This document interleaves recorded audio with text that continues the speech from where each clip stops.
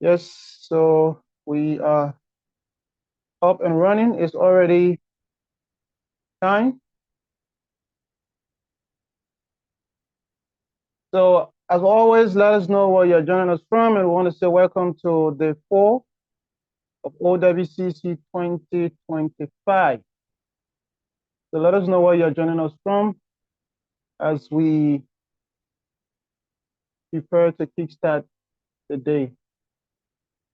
So we have Siafa joining us from Maryland as well. And it is Kwabina joining us from China. We have Korea or Ebal joining from Indonesia. Mariaman joining from Nanjing, Mohammed from Xi'an, Abraham from Qingdao, Justin from Zambia, Emmanuel from Wuhan. We have K52. K52 joining us from Madagascar. Abubakar joining us from China. And we have Sharon joining us from Xi'an, the 4. Rebecca joining us from Nanjing. Robert joining us from Shandong. And we have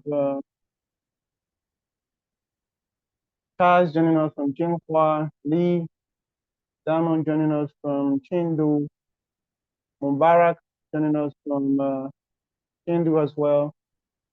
And then we have Elton joining us from Cyprus. We have Wefe Kobo joining us from Jian. Precious joining us from Nanjing. Mohammed as well joining us from HHU Nanjing. We also have Kondi Konwani. I hope I pronounced it properly. Sorry for the mispronunciation. Joining us from Beijing. Lofty from China. And Precious from Nanjing. Jefferson from Liberia. Emmanuel from Liberia. Lofty from Nanjing again. Joka from Harbin. Elijah from Wuhan. Adamu from Wuhan as well. Vincent from Ushi. Yusafa Jaju from Beijing. Jenkins Wilson from Suzhou. We have Emmanuel joining us from Peace Island. Hey, finally. Peace Island. That's good. Francis joining us from Nanjing SEU. Patrick and Fernand joining us from Beijing. We have Korea joining us from Rwanda. Mafia joining us from Pakistan. And we also have, hey, bro, I was just,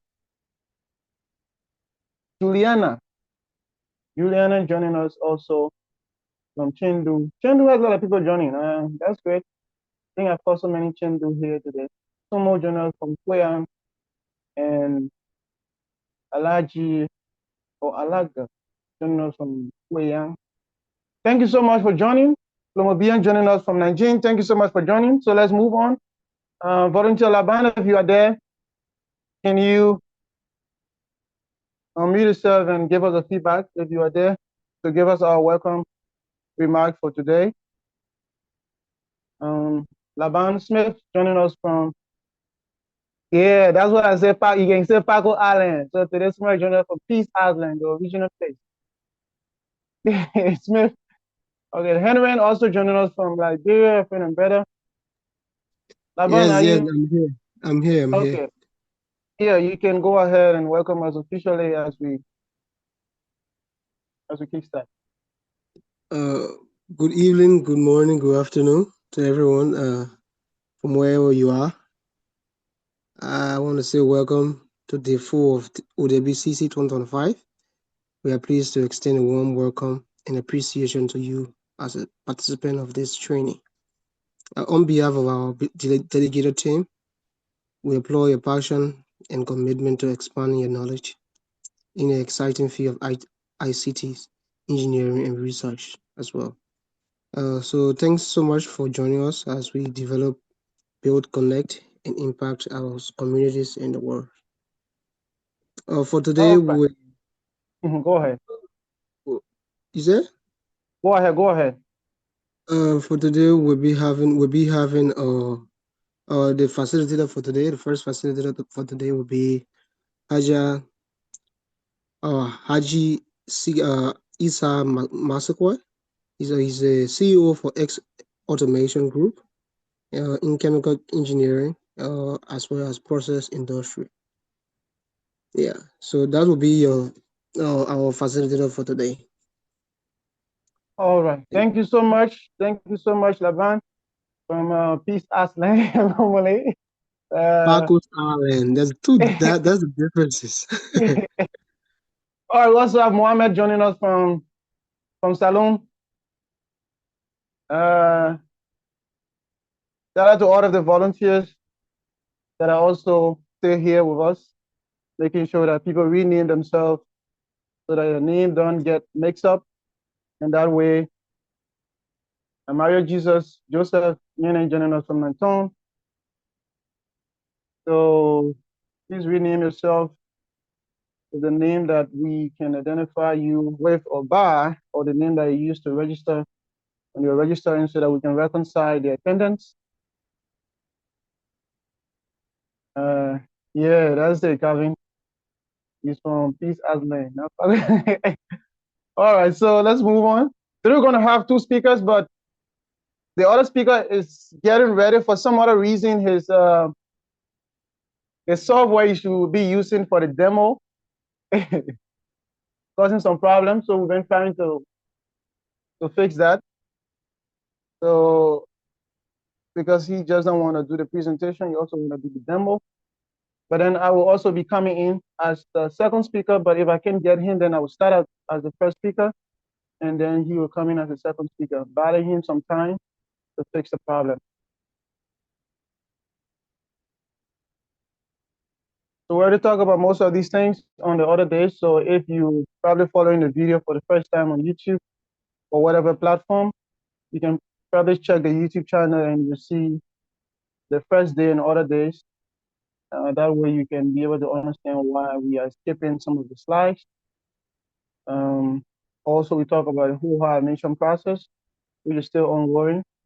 The sooner you apply, the better you get a feedback. So apply as soon as possible. We also have Joanna joining us from Wuxi, and then Charity joining us from Kenya. Boaka is joining us from Anyang, and China joining us from Nanjing as well. Nanjing and Chengdu people, you are doing well. So the certificate, we did some changes to it based on your recommendation. Now you can see that it covers the topics, and I don't think maybe the words are still not too much. So we try as best as possible to fit the category of people that don't want too much words and the category of people that also want the topic to be there. So this is the final version. So if you are okay with it, you can see it. Just send maybe some emojis or yes or whatever it is. If you are certified with it now, let us know in the comment section. If you can see my screen, if you can see the certificate, if it's okay now, then let us know. All right, that's good.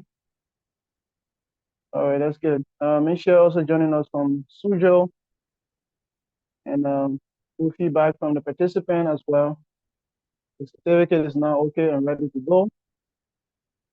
So, but after today, we're going to start preparing the certificates for those that already completed 4 days.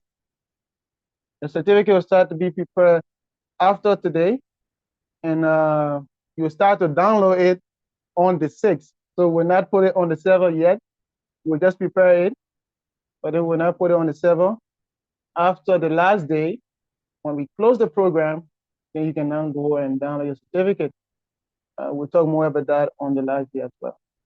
But then for those of you that probably this is the second day, that means you probably have to attend the other days as well. Or if it's the third day, you have to attend the other days as well. So we have had six speakers. Today we'll be having Haji Masakwe and myself to cover up for one of our speakers who lost his mom, Curtis. So these are two speakers for today. And once more, shout out to all of the volunteers, Nakili, Laban, Jala Gibson, Francine, Hope, Saidu. I think we need to hear from Saidu. I think tomorrow will be. So if you have not followed the platforms, please do, because we having something in mind that we might do for those that are following our social media platforms. We have something in mind for you. So, and kudos to those that already subscribed to the YouTube channel. I think I checked today was 300 and I think 313 or so. When we initially started, the last time I said was 296. Now we are 313, I think, or 303. So thank you so much, Christopher, Momo Jr. joining us also from Tianjin. So if you have not followed the platform, please do. We will have something special coming up for you, for those supporting, for those following. And also Prince Miracle joining us from Nigeria. Welcome. So far, we only have one person that signed up for the dialogue on the last day. So if we can't get anyone, today being the last day, we can get anyone. That means we'll skip that part during this edition, and we'll just focus on the training and any other thing we have for you. If you have not joined the WhatsApp or the WeChat group, please scan the QR code and do so. That way we'll add you to the group where we can send the attendance. We can also send the PPT and any other materials we have. We'll send it to the group because we don't send it to the email. So we send it to the group at the end of each day. So please try to join the platform or follow the platforms. That way you can also keep track, or you can hear from us on a go, like the way Gabriel is doing with he's storing his our studio. So you also hear from us. We're sending email. Probably you're gonna hear from us after maybe a few minutes. So from the group, you'll hear from us right away. All right. So after this one, we will then take our attendance for today, and then we call it a day. Let me see if the speaker is here and ready for us. Let me. Can I see him?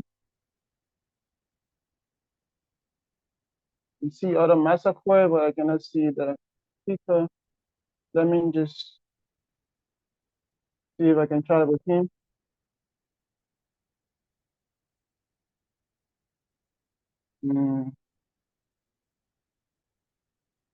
So you're having a problem with the software that we should be using for the demo today. The software is giving him problem.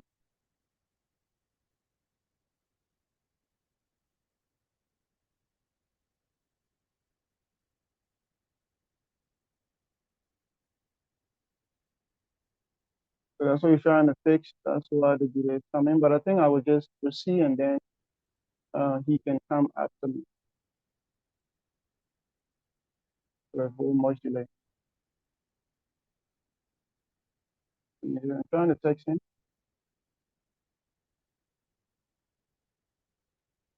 Okay. All right. So I think he's not here yet.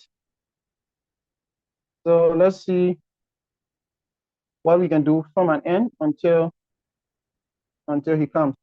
So if you are ready for some other things, then let us know in the comment section if you are ready for some interesting things from an end.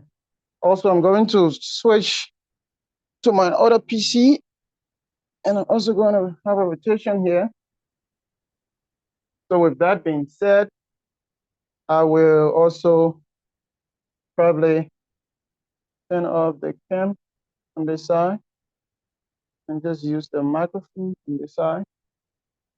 And we should be, sorry, I have to get adjusted. Okay. Yeah, people are ready. We all are ready. We all are ready. Okay, so number one. Another person joining us from Uganda. Welcome. So Haji, at any point in time when you get online, just signal me or send me a message, and then I will know as well. So for those using MacBook, probably I will appeal to you for these demonstrations. As you can see, I don't use MacBook, so probably some of the things might not work with your OS. Some of the things might not work with your OS, so please forgive me on that note. So also a disclaimer, the information, the tips, the tricks that will be shared here during this session, they are all intended solely for educational, learning, and research purposes. The content provided is designed to enhance your understanding about the computer system or the computer that you are using or the device you are using. So we also want to advise you or caution you that some topics may involve sensitive or advanced techniques.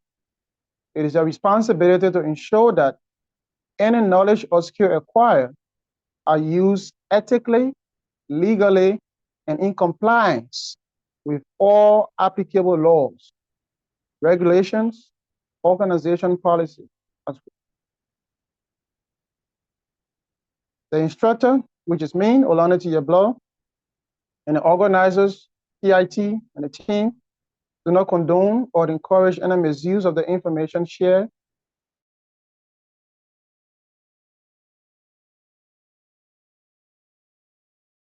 breaches or any form of malicious activity. So by participating in this session, you acknowledge and agree that you will use the information provided responsibly and only for lawful processes or purposes. The instructor, which is me, Olano Teah Bloh, and the organizers are not liable for any action taken by participants based on the content shared. You understand the potential risks associated with implementing certain techniques and will proceed with caution. If you have any doubt about the ethical or legal implementation or applying any of the information shared, please seek professional advice before proceeding. Thank you for cooperating and also for your commitment to responsible learning. Let's make this a productive and positive experience. So reading this also looking scary, right? Reading it looks a little bit scary. But if you're excited, just let me know in the comment section. Because sometimes reading that is just like, what's happening? Are we about to are we about to do something? All right, so the first thing, starting with the first one, let's first start with some websites and then we'll now move on a little bit. To open up your browser, for me, I use Edge browser.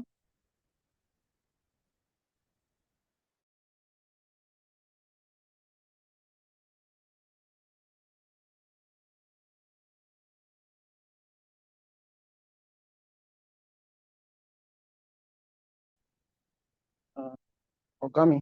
I'll try it. All right. A little bit of latency, I can also get it. Latency and a little bit of delay. Okay, so the first thing we want to show you is a website. And this website, you can basically learn a lot of things from it. Is if you have never accessed this site before, I would advise that you take your time and navigate every areas of this website, every area of this website. So you covered best privacy software and services in 2025. So this is another one here. desktop browser, focus on privacy. So this organization, basically, they are trying to help people protect themselves with online activities and how to keep safe. How to keep safe. Also, VPN that support unlimited devices. They also provide VPNs that are going to help you for your easy communication. Encrypted email provider. They also suggest some software and emails to use for you to keep safe. Private and secure storage for files and photos. Also here you can download it for your Windows, for your Mac, and your Linux. This space cleaner. There are different softwares and tons of other things you can find here that are all safe. The essence is they don't want maybe people being vulnerable to other softwares out there where people are spying on you or stealing your data. So that's what this organization is all about. And that's why they are producing or developing softwares and systems that can be very useful to you. I think I'm using Brave. This is a browser. The one with the lion stuff on here is a browser, and it's very safe. So you can be able to use any of these things. Just navigate a site. We are not going to talk more. Navigate a site, and then you can explore every other thing that are there in VPN and different things here. So let's navigate to the second site. I'm going to share the link in the comment section. So there's no PPT, remember? So please take screenshots or take anything as best as possible. The next one we're going to see, probably sometimes you are trying to access some websites, but you don't know if that site is working for everyone or it's only working for you. One way to know about that is to use a website called Down for Everyone or Just for Me. So that's in the URL. Down for Everyone or Just for Me.com. I'm going to share the link here in the comment section as well. So with this website, you will be able to know if that website you're trying to visit is down or you are the only one probably experiencing that problem. So let's test it. Let's see if Baidu is working. Probably maybe if you hear, oh, everyone's saying Facebook is down today. You can also check. Like here you can see it is just you, right? Because Baidu is up. So meaning this site is working. So if I cannot access it, that means I'm the only one facing that problem. Also,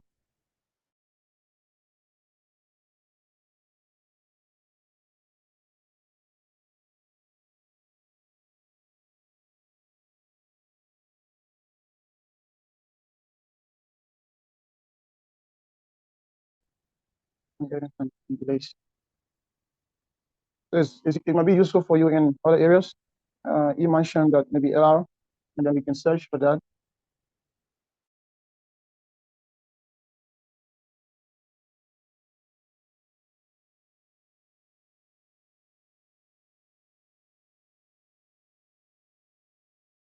When it comes to accessing this website.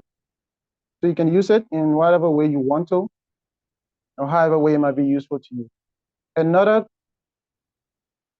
kind of a website that probably I will just introduce, and then you can as well navigate in depth.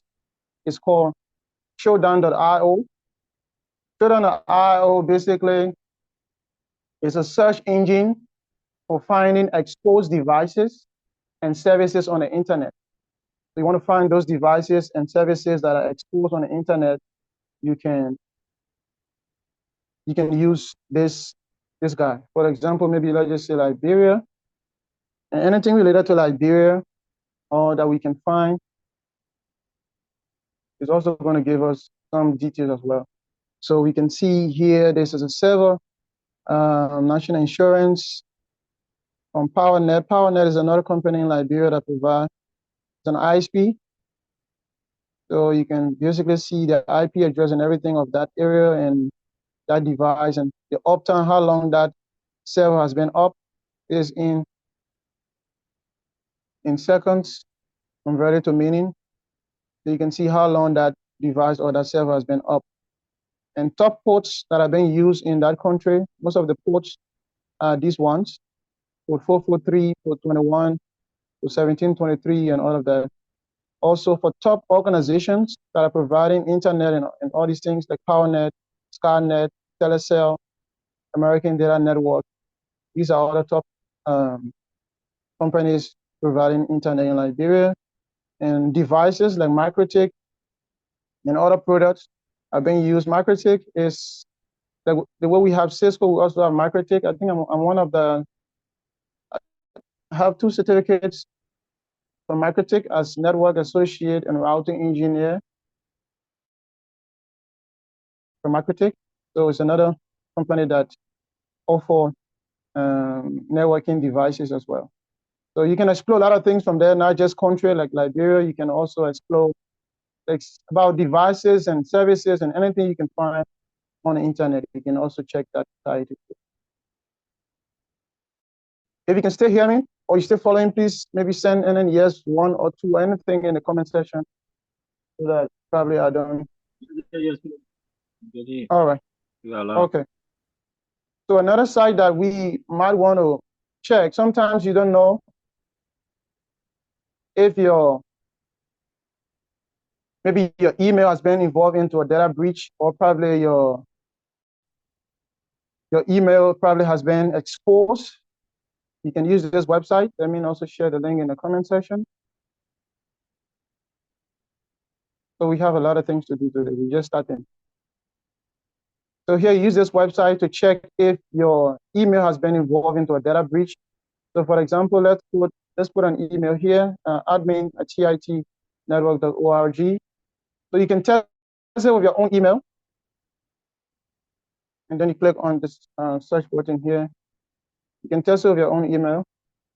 And let's see if your email has been involved into a data breach. So if it's involving a data breach, then you might want to change your password for that email.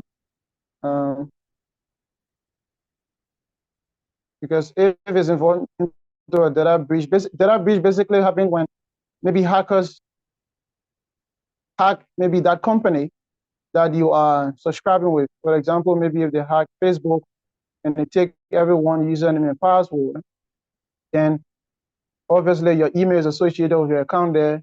That means your email has already been breached or is in the hands of some other people. So you can check it, and then you will see if you switch off your camera. My camera is not on.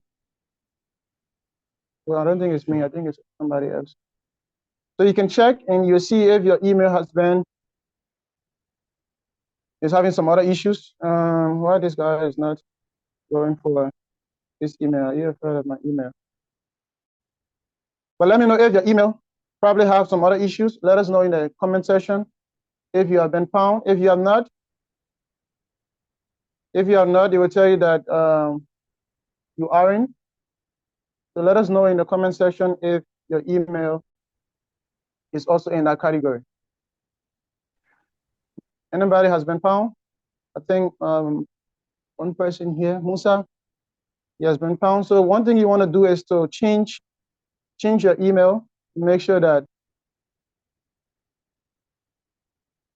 change your email to make sure that I mean, not an email, but your password.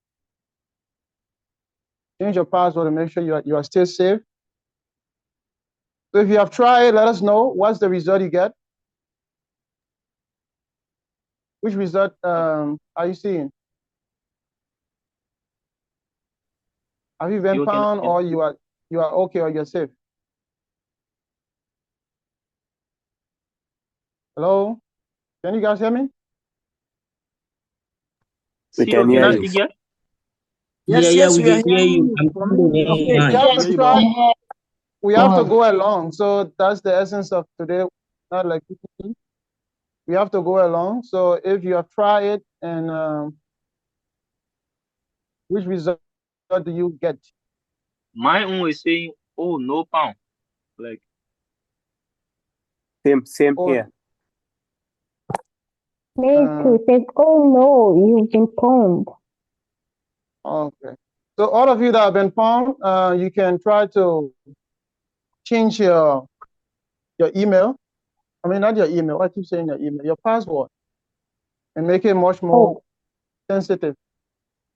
Because when it's found, that means your email and the password used for that particular website has already been given out. So if you use one password for all of the websites, so you can imagine that that person already have that password in your email. Now they can try to attempt to. But usually when these things happen, what they do, they just search in the entire email for those people that are maybe rich or high class or top people or famous names. They usually check for them and see if their emails are also among those lists, and then these are the people they can mostly target. For the ordinary person, they don't know your name, you're not famous, they really don't pay much time to you. So let's move to the next aspect. The next one is we going to see how we can now operate this computer on a daily. There are some things we have been doing that we can do better. One of them is opening Microsoft Word. So if I ask in how many ways do you know how to open Microsoft Word? If you know how to open it in 3 ways, in 2 ways, let us know in the comment section. In how many ways, just say maybe if it's 1 way, just by opening Word. How many ways do you know how to open Microsoft Word? In 2 ways, in 1 way, in 4 ways. Somebody can open it in 4 ways, 2 ways, 1 way, 3 ways, and all of that. So let's see. 1 way to open Microsoft Word, we can press on the Windows key. You see this same icon you're seeing here. There's 1 key on your keyboard that's having similar icon. It's at the bottom. It's called the Windows key. Well, you have the CTRL. Probably some people have the function key, the FN, and then you have that key with the flag. So that's the Windows key. So you want to hold that Windows key, and also you hit on R. So you see there's a little pop-up will come here called Run. You open the Run dialog box. Another way to open this Run is to press on the same Windows key, and then you press on X. Windows key and X. And you can also come down here, you see Run. You can click on Run. It will also bring up that same dialog box that you have. But I think just using the Windows key and R will help you to do that quickly. So in this Run dialog box, you can type the command WinWord, WINWORD, WinWord. So if you tap that, it will open Microsoft Word for you. WinWord. If you tap that, it will open Microsoft Word for you. WinWord. WinWord. Okay, that's one way to open it. Another way to open it, which we'll get to shortly, is using the command prompt to open it. But we'll talk about command prompt shortly. So if you open this one, there are other things you can do with this. Probably there are more shortcuts you can get from Microsoft Word. There are a lot of other shortcuts you can get. So in order to know how to get those shortcuts, let's try down a little bit. You don't want to come here and open Microsoft Word. If you can see, you come here to View. You click on View, and then you find Macros. You click on Macros, you see View Macros. Screen is not moving. Can anybody see my screen? Somebody say my screen is not moving. I'm in Anta. Yeah, going. All right. You click on View Macros. View Macros. Now, View Macros is going to pop up a dialog box. In this dialog box, you want to tap List Commands. LISTCOMMANDS. List Commands. So you want to tap List Commands, and then you hit on Run. List Commands, and then you hit on Run. It's going to ask you if you want to create, to see all of the shortcuts for the current keyboard setting or for all Microsoft Word commands. So probably you can choose any of these ones. Let's go over all Microsoft Word commands, and I click on OK. And then you will see it's going to list all of the commands. And you see the various shortcuts keys there as well. But let's do the first one. I think this one is not bringing up all of the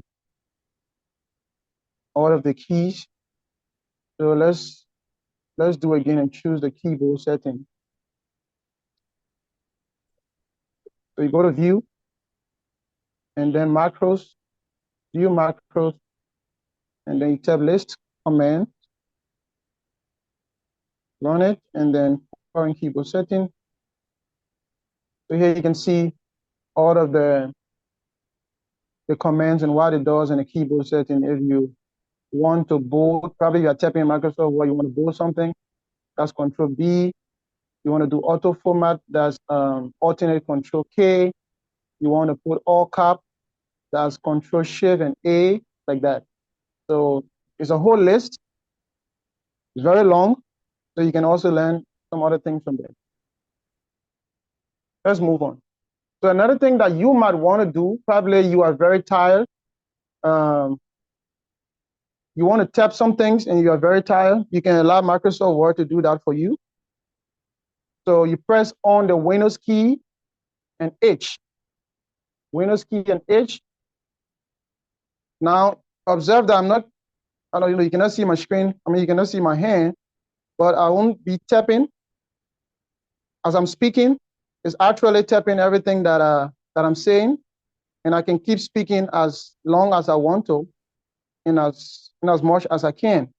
Once I'm done, it will stop right there. So you can use this, guys. It's very helpful for you, probably if you're tired, or maybe you want to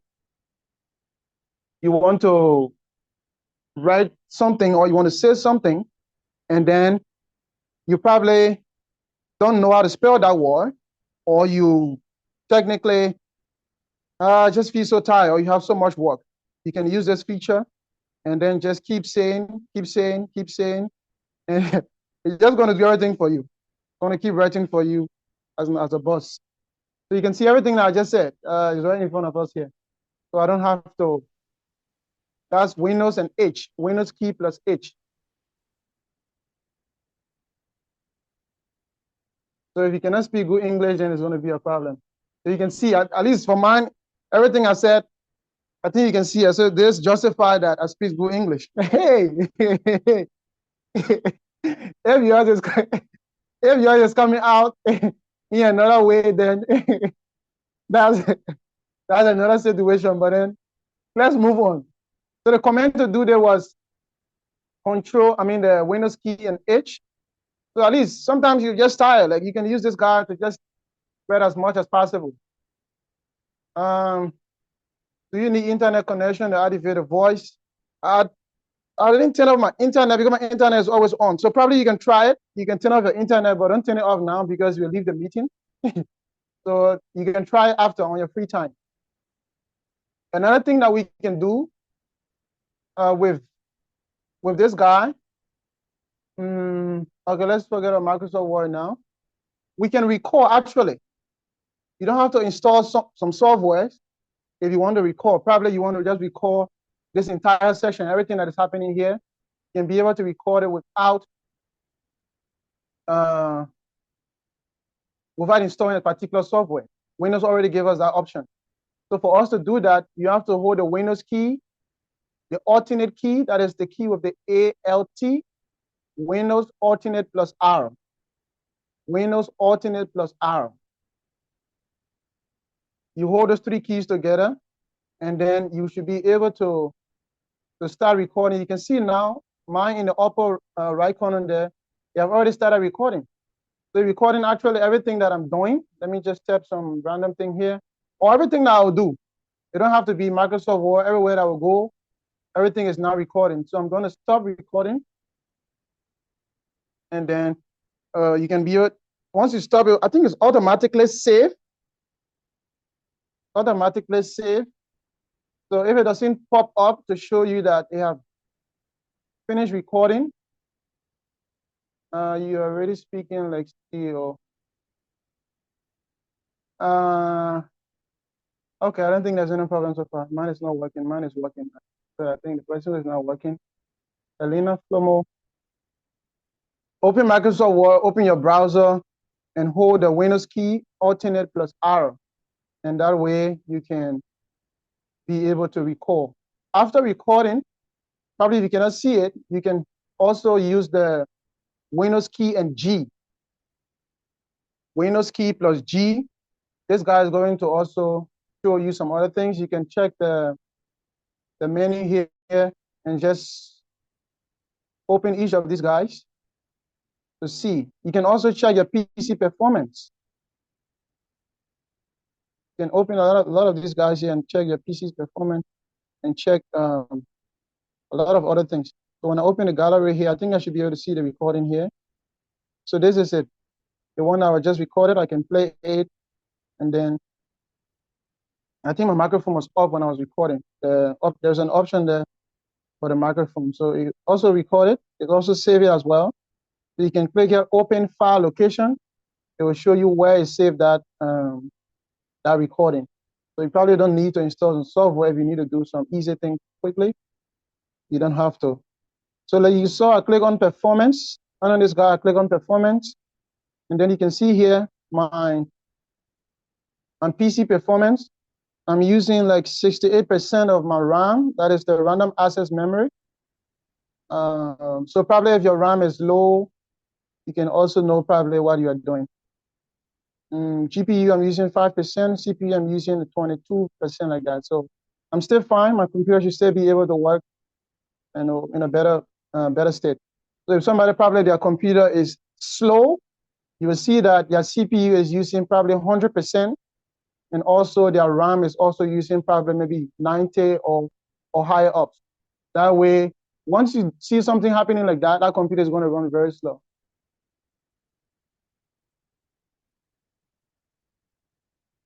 The key is Windows plus G. Some people say I'm too fast. So let's do it again. Windows plus G. To record, you have to use the command Windows alternate plus R. Windows alternate plus R is going to start recording. And then after recording, you can use the Windows plus G. And then you will see this guy. From this guy, you can come here to the widgets and be able to choose which one of the widgets you want to show.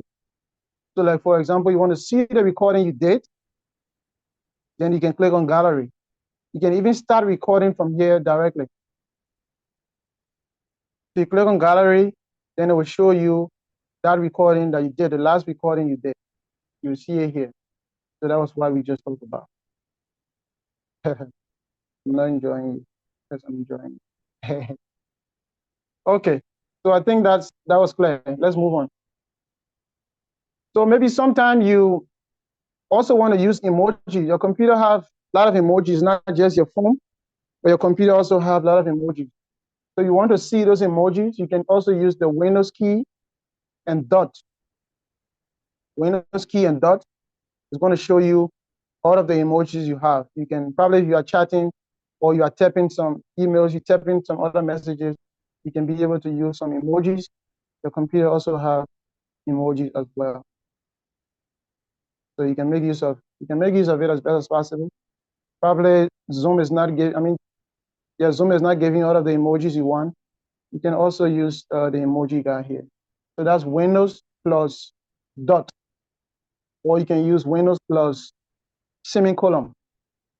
That will show you all of the emojis that you have. Another thing that you can do, if you have like so many tabs open and you want to minimize it or maximize it, you can put the Windows key and D. Windows key plus D is going to minimize and maximize like bring down all of those tabs. It could be your browser, it could be any other programs you have open. You can minimize all of them by using Windows key and D. You're going to minimize it. You can also maximize it by using the same Windows key plus D. Windows key plus D, minimize and maximize your window. Another thing that you can do, probably you are working and then somebody suddenly walk on you, like somebody just bash on the door, and then you're working on something and you don't want the person to actually see what you're working on. You can temporarily, you can hold the Windows key and command.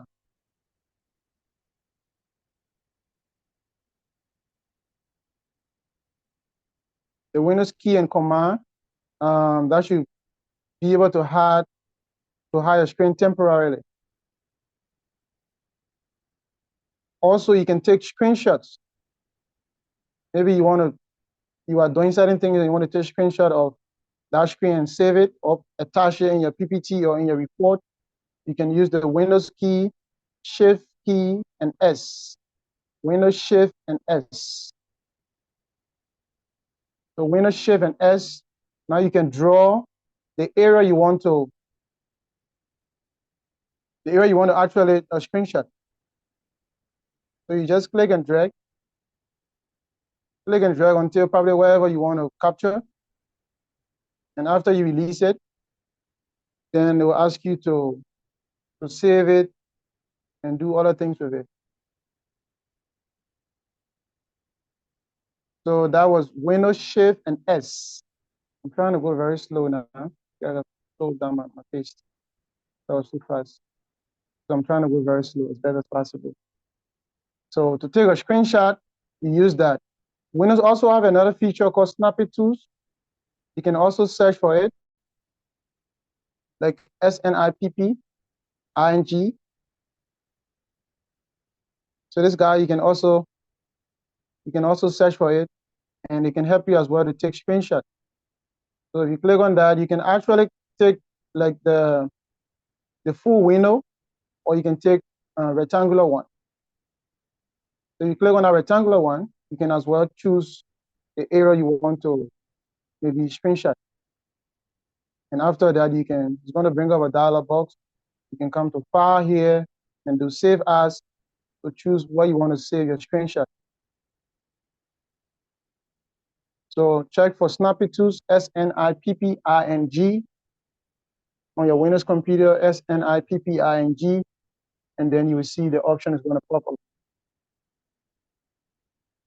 So another thing, or another guide that might be useful for you would be probably you want to take a career path, but then you don't know where or other things that you need to study.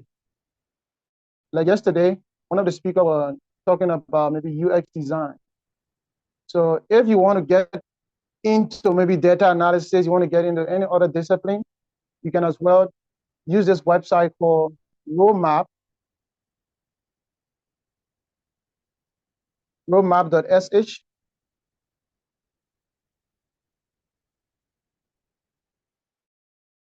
Let me see if I can copy the link in the comment section.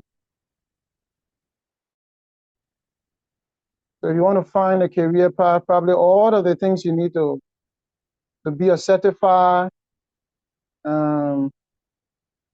or a very, very pro in a particular area, then you can use this guy. From here, you can now search for, they give you predefined areas or discipline. So let's take, for example, let's say, like this one was the UI design, cybersecurity, front-end developer, back-end developer, game developer, project manager. So let's find one here. Okay, let's just click on any one. Let's click on data analyst. So you want to become a data analyst, then this is the roadmap. These are things that you have to know or things you have to study. So for a data analyst, first, on the introductory part, you need to understand what is data analytics and the type of data analytics. Then you can move on to understand key concept of data. And on top of data analytics, you also understand that we have descriptive, diagnostic, predictive, and prescriptive.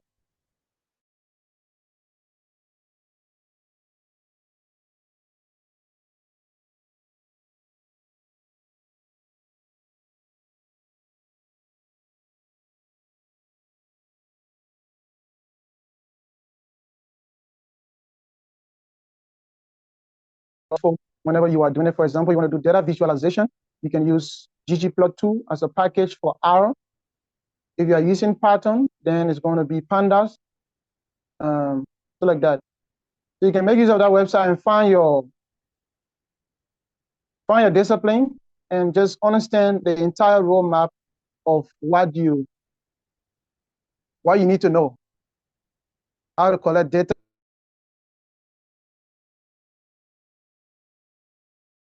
regarding that. So if you are still here with me and it's still okay, then give me your feedback as well. If we need to move fast, if it's okay, or probably you're getting something, or you're not getting nothing, just let me know and then we can step it up. It's okay.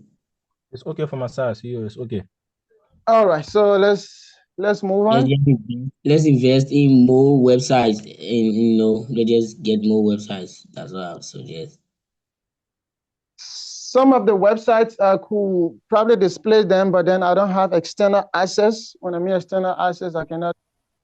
In China, we need external access to get to certain places or certain things. So that's why I cannot talk more about some other websites. The ones that I can be accessed without that connection is what I would show. But most of them I can access now. So what we would do, I would probably share maybe those websites, but most of them are based on cybersecurity and safety and all of that. So I will try to see if I can share that with you guys. So another thing that we can do, we talk about how to open Word, but another way or another thing that we can open is the real path only for engineering or technology related. No, it's not only, you can search for any other discipline, any other profession, you can search for it on that site, that roadmap site. So another thing you can do, you can also open Excel, you can open PowerPoint, you can open everything quickly. So you want to open PowerPoint? Yeah. I'm pressing the window keys on my machine, but my machine is turning off, like the screen is going off. It's not displaying. The screen will go off whenever I press the window key. Then I think it's your PC. Pressing Windows key screen. Yeah. Pressing the Windows key shouldn't turn off the PC. You should just even bring up this menu. You shouldn't turn off the PC. You should bring up this menu. So I used to use this run tool before, but right now I'm pressing the window keys and my PC is going off. Yeah, be online, bro. Yeah, so just follow. If you are using your phone, since you are not connected to your PC, then you can restart your PC or you can check it properly. So let's start with much time. It's like a Windows is backdated. All right, so to open the PowerPoint. Your machine is not good. To open the PowerPoint, you can use PowerPNT. The command is PowerPNT, the same way we use WinWord. We can use PowerPNT to open PowerPoint. It's easier and it's fast. You can open PowerPoint from there. PowerPNT. PowerPNT to open PowerPoint. If you want to open Excel, you can just spell Excel. Excel will just open like that. Excel don't need maybe any other guys to be associated with it. Now let's move on now to what I call command prompt or DOS. Command prompt or DOS. Before we move into command prompt or DOS, we have, let's say for example, we are using this, or you just get on this computer. Your phone actually don't have internet, but this computer have internet. And you want to know the password that this computer is, the Wi-Fi this computer is connected to, you want to know the password of it. probably to also connect your phone. Another way is if you don't want to know the password, then you can just, for maybe Windows 10, I think Windows 8 should also have the mobile hotspot feature. For Windows 8, Windows 10, Windows 11, now Windows 12, you should be able to see this option of mobile hotspot. So if you can see the option of mobile hotspot, let us know in the comment section. Just send yes or no if you can see the option for mobile hotspot on your PC. Mobile hotspot. Okay. So mobile hotspot, you can use it to set up like a mini Wi-Fi for your guy. You can set up a mini Wi-Fi here. So you click on mobile hotspot, and then once it's open up, initially you will see the existing, if you already configured it before, you will see the existing Wi-Fi name here, and the number of devices that can connect to this hotspot will be 8 devices. Currently none is connected to it. So you can also click on network and internet settings for you to see how to change the password for it, because it will just give you default password. So you can come here now to mobile hotspot, and then you can be able to change the name. Probably you want to just share the Wi-Fi to your friends, share the Wi-Fi to your friends in the room or in your house. But then you just want to use the Wi-Fi on your computer to share that existing Wi-Fi. So here you can see here, we click on edit. Here I would like you to introduce decoding software for phone. Hey. So you can edit, and then you change the name of the Wi-Fi, also the password of it as well. And then you can also choose the different bands as well. So the band depends on, is more like the frequency. So this one, your friends now will be able to use the Wi-Fi from your area. Okay. All right. So if you get that, that's good. Let's move on now into command prompt or DOS.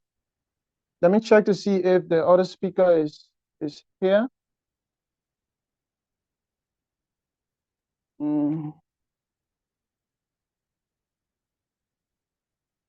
I cannot still see him online. I cannot still see the other speaker here. He's not here. All right.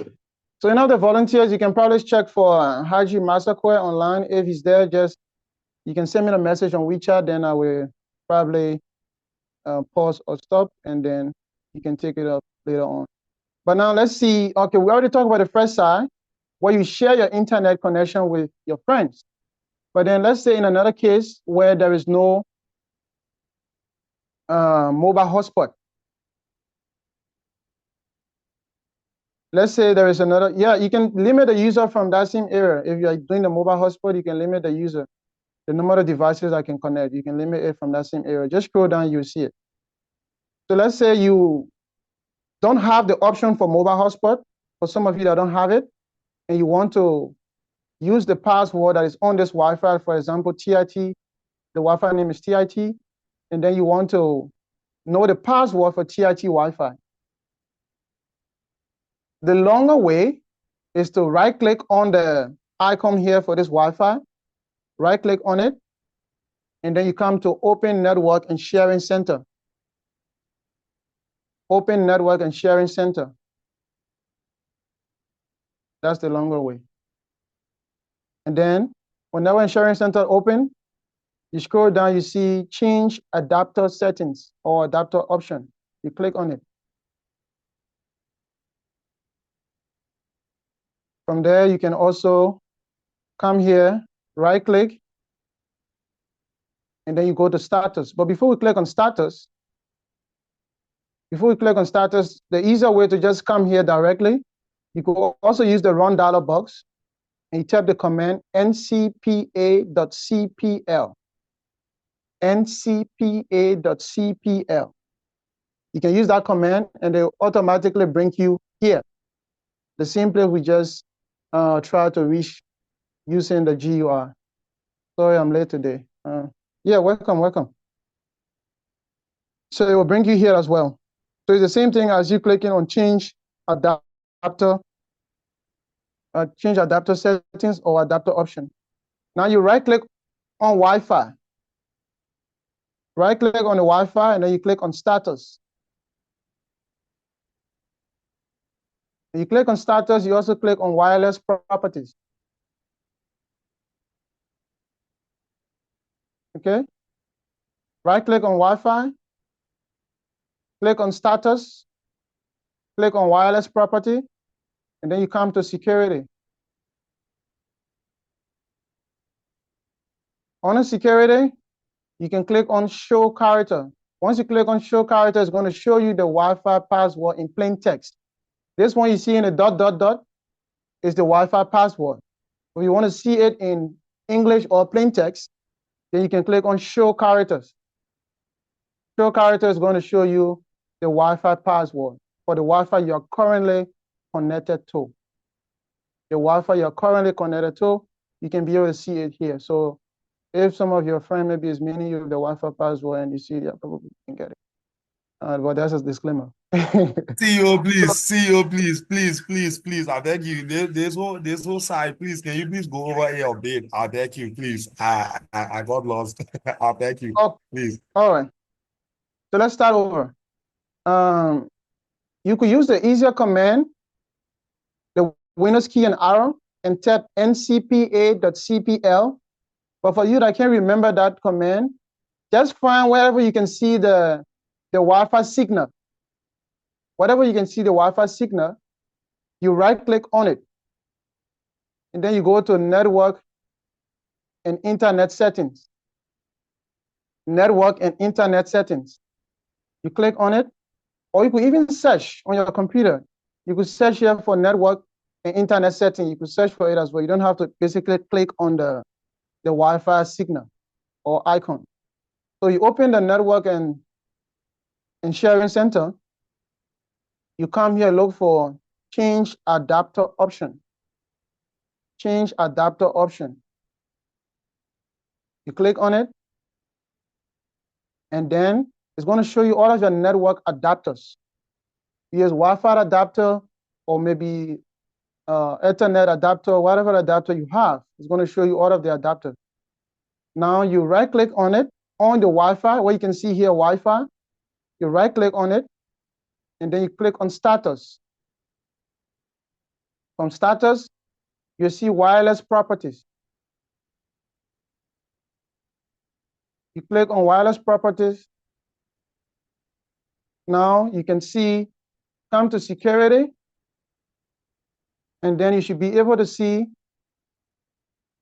I couldn't get this Windows after RCPA. No, it's NCPA, not RCPA. NCPA, the CPL. You click on security, and then you click on show character. If I do this now, you see PIT Wi-Fi password. So I cannot click on the character. But those of you that are following, you already know your Wi-Fi, you already know the password. I couldn't get this window, and I can't talk about that already. Please, I'm lost. Lost where? CEO, you don't have to be connected to the person Wi-Fi before seeing the password. I will show you another part wherein you can also see, maybe, let's say you went to the person place. The person just connected you to that Wi-Fi. CEO, I beg you, can I ask a question? Is it only when you are connected to that Wi-Fi, or is there any other step that when you are not connected to the Wi-Fi and you want to connect to it, that you can find that password? That one is going to be, we have to use another tools to do that. So that one will be considered technically the hacking. So I cannot speak to that now. So let's see. I'll show you another thing. Probably well, might be. We are following. I know soon. Yeah, just keep following. Keep following. I can't find mine here, guys. If you have done it, please just send yes, because I think other people keep sending some messages. If you have done this, please send yes in the comment section, so that we move on to the next part. Okay. Yes. We have so many yeses. Hello, yeah, Tio, I think I have a problem. I connected my laptop with my phone, so I'm trying to use the same method. Most of this display you're having here, I'm not seeing them. I don't know Which if operating yes, I system do you use my have? phone hotspot to connect my laptop. So I want to try it if I can see the password and so. But these features that are displaying here are not displaying when I use my laptop. I don't know what. Which operating system do you have? Windows 8, Windows 10, or which operating system do Windows you have? 10. Windows 10. So have you checked for the NCPA or CPL? What's the option they give you? Use NCPA or CPL if you Okay. cannot find NCTA. NCPA.CPL. NCPA.CPL in the run dialog box. In the run dialog box. I'm coming. Somebody's stop annotating and writing on the screen. Yeah, I'm coming. We still have more to do. What's up? Go ahead. Yeah, this is a screenshot shot of my computer screen, and only two adapters. Only two adapters, as you can see. Yeah.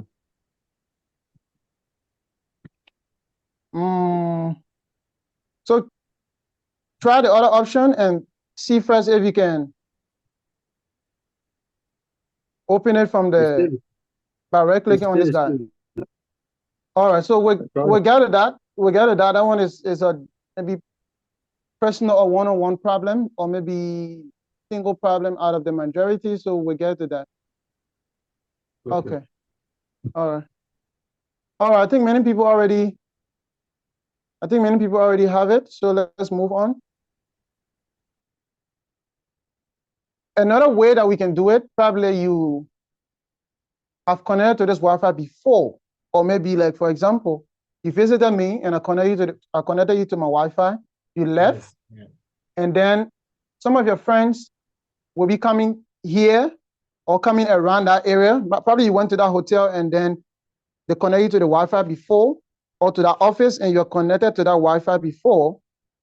Now one of your guys going there and you just want to connect the guy, and give him the level like that, something like that. So you want to give him the password of that place, though you are currently not connected to that Wi-Fi. Though you are currently not connected to that Wi-Fi, but you have connected to it before. You have connected to it before. Okay, let's see how to do that. So we have to use command prompt for that. To open command prompt, you can search CMD, or you can spell command prompt if you want to spell it all over, or just search for CMD in your search area. Search for CMD, and then you can click on Run as Administrator. You can click on Run as Administrator. Run as Administrator. So you click on that. It's going to ask you to click on yes. There's a lot of data box that will pop up. So when the CMD open, you will get this screen. If this screen have opened at your end, please let us know in the comment section. If this screen are open from your end. Okay, 3% open. Okay, 4, 5, 6. All right. Okay, that's good. Now because I want to increase the text, the font a little bit so that you can be able to see. So you observe that I will click at the white space above here, and then I will come probably to properties, and then I can change the font. Probably I can make it maybe 20, so at least it can come a little bit bigger, the text. Okay, I think maybe you can be able to see this now a little bit comfortable. If you can see my screen, just send number 1. If you can see that screen, at least a little bit clear. All right, so let's move on. Now let's say you have connected to that Wi-Fi before. What now you want to see? Now you want to see the details of that Wi-Fi. Okay, so I can't get any feedback of the speaker being online, so I will keep continuing. You're going to type this command. NETSH, NETSH. Then the next comment would be Debian show profile. NETSH, Debian show profile. And then you enter. NETSH, WLAN, show profile. Once you enter, you see all of the Wi-Fi this computer have ever connected to. All of the Wi-Fi this computer have ever connected to. Probably not when you formatted it, because since it was formatted, all the computers, all the Wi-Fi are connected to. You can see it. Now, let's say we want to see the password for this Wi-Fi called 4.333, because I'm not going to use it. Because this way, there's no way I'll be able to hide the password for TIT on. So I'm not going to use the TIT Wi-Fi. Let's try the Go.33 Wi-Fi, the last one. But if you have other options on your laptop, you can tell us probably how many Wi-Fi's your laptop have ever connected to. Probably, I see mine is like, I think some of them are default because the computer version, I'm using Dell computer. So like this one, is it 1, 2, 3, 4, 5, 6, 7, 8, 9, 10, 11, 12, 13. 13. Somebody connected to 20. Somebody laptop connected to 10. I mean, that computer is just passing, just passing all over. Somebody 28. There are so many from inside. All right. That means your computer has been to so many places. Many times people don't actually change their Wi-Fi password, like for the businesses. They don't really change their Wi-Fi password frequently. So if you have been to 28 places or connected to 22 different Wi-Fi, yeah. Let's see. Let's test one of them. So now to use the same command we used before, let's go over this again. I'm lost. I think somebody already sent a comment in the group. Okay, somebody just also sent it again. So you tap CMD, and then if you want to increase the font size from your end, it doesn't matter. So you don't have to click on the white space and do properties. It's for you to just see my screen better. I could actually go on from there. Another thing you could do, I could also change the color. I could use color A, color B, color C, and to put it in a hacker mode, like that. So you can just change the color. Color A will give you different color. Color B will give you different color. Or you can use color and then question mark. Yeah. Go ahead. We could use another line of command, maybe show all Yeah, just net wait. SA Hello, all. Emmanuel. Yeah. Okay, just go ahead. Just wait. Okay. Or we'll come back to Now that. I want to suggest something. Yeah, just wait. I will come back to that. I'm showing something else to others. Okay. We have not completed the command yet. They have not seen the password, so I have not finished yet. So you want to change your color to different, maybe different colors. Maybe now my writing is in green. I can put it by in white. I just press the color 7. Hello, CEO. I did 7, this okay. color command, but mine is telling me something different. It's saying color is not recognized as an internal or external command, operable program, or batch. So maybe number 1, you are not running your CMD as administrator, or you are not spelling the color properly. These are the 2 reasons. Or you don't have maybe administrative right to that computer. So let's go back to our command.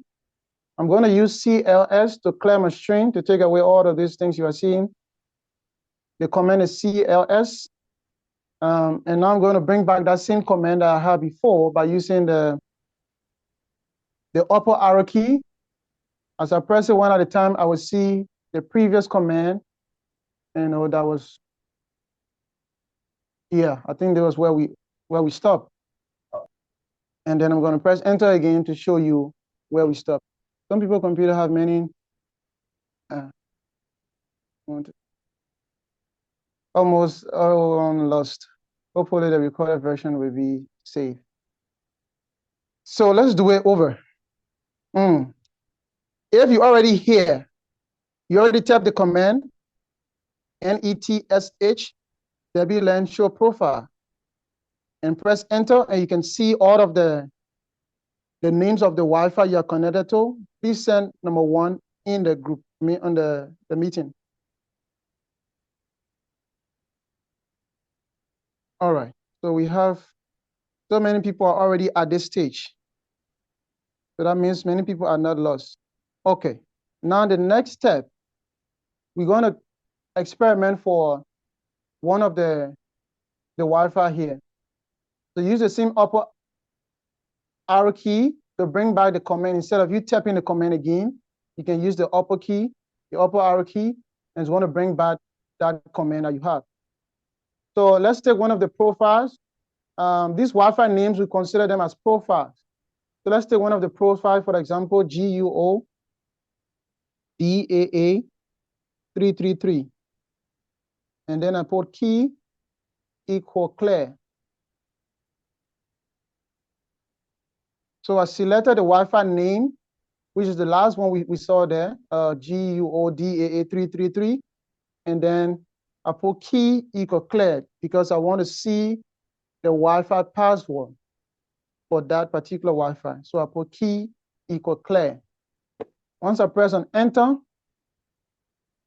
who's using this?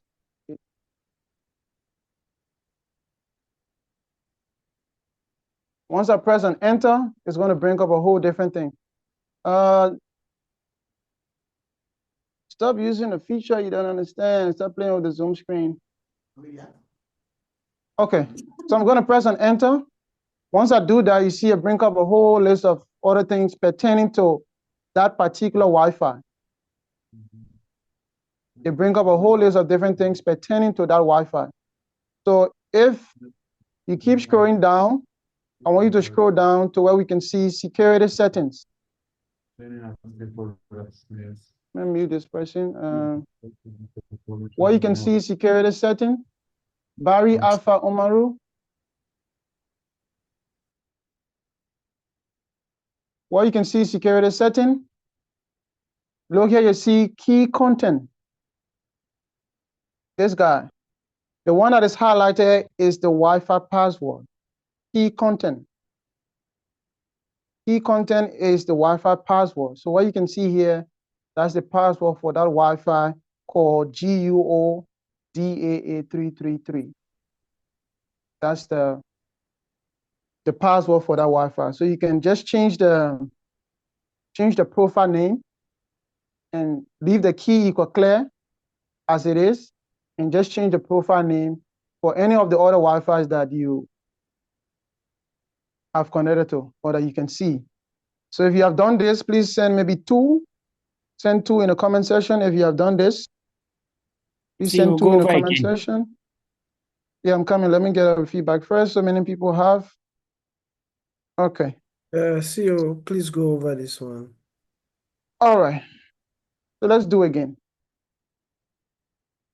Starting, for those that already finished, let's do it for our other brothers and sisters that are still having problems. Number 1, search on your computer for CMD. Search on your computer for CMD. Click here on Run as Administrator. So click on Run as Administrator.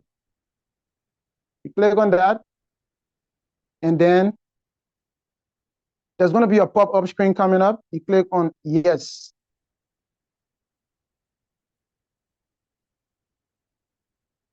The command is going to bring up the password of the Wi-Fi at the time you were connected to it, because it's not going to give you the updated password because you are not, the Wi-Fi, the computer is not communicating with all of those Wi-Fi, even if it's not in reach or it's not in that area again. So it's just going to give you the password that was saved at the time you connected to it. So if that place have already changed their password, then you have to use another method to get a password. So for those of us that already want to start over, we're going to type the command NETSH WLAN wireless local area network show profile. Show profile is just English thinking. You can spell that one easily. Show profile, and then you click on enter.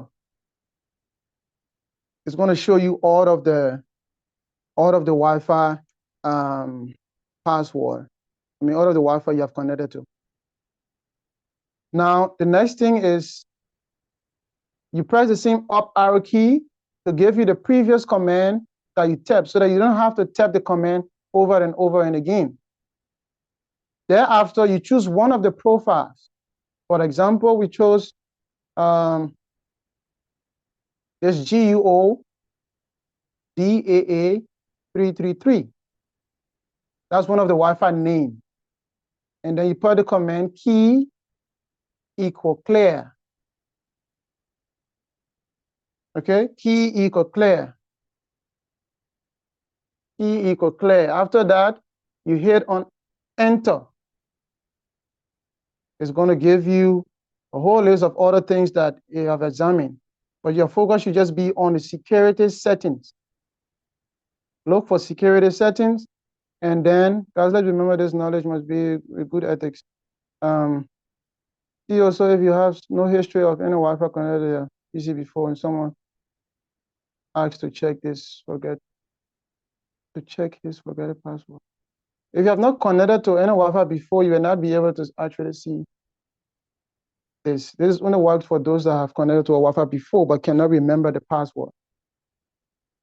So please, we already said a disclaimer. If you're just joining, you have to use this for study or research purposes and stuff, not to go and harm people. So guys, for those of you that couldn't get it, I think you have already gotten it now. Let's move on. If you can follow the recording later on.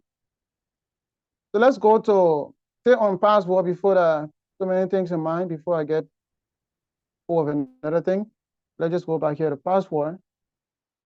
Also, let's assume that, many times we can sign up to so many programs. We can sign up to so many programs or to so many websites or so many platforms. And we don't know probably sometimes all of those passwords we have used.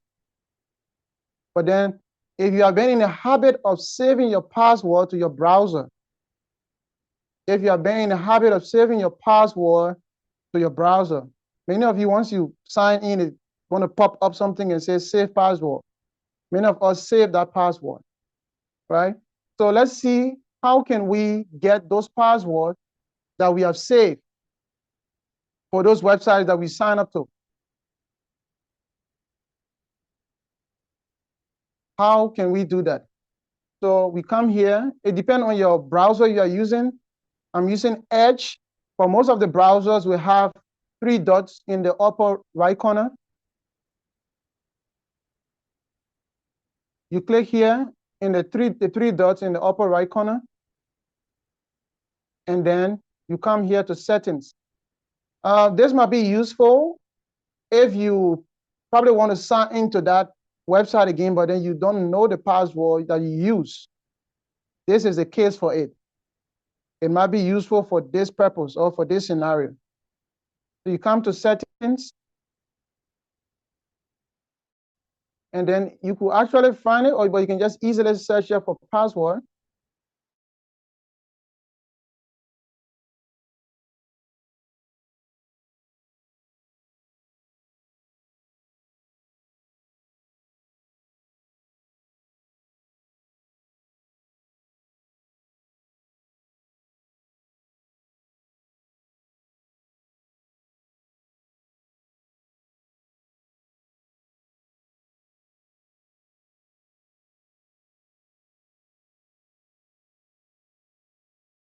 For you, instead of saving your password in your browser, which is not recommended, which is not a good practice, to save your password on your browser. So if you scroll down here, you see the option here, password. Once you click on it, it will then show you all of the websites or platforms that you have registered with before or currently that your password or that password is associated with. And then what you can do, for example, if I want to see the password that I registered with on this website, or bring your own laptop to come. If I click on this one, for security reason, it asks me to enter my password. And then, hope I didn't forget my password. Okay, so after you enter your computer password, now you can see this is the password for that. The email was used and the password for that account is also the Wi-Fi, the URL for that area. So you can use it to probably recover that password that you register with on that website. And then it can save you the time of, maybe you cannot reset the password because the mobile phone number you use at the time you are not in that country to receive the OTP, the one-time password.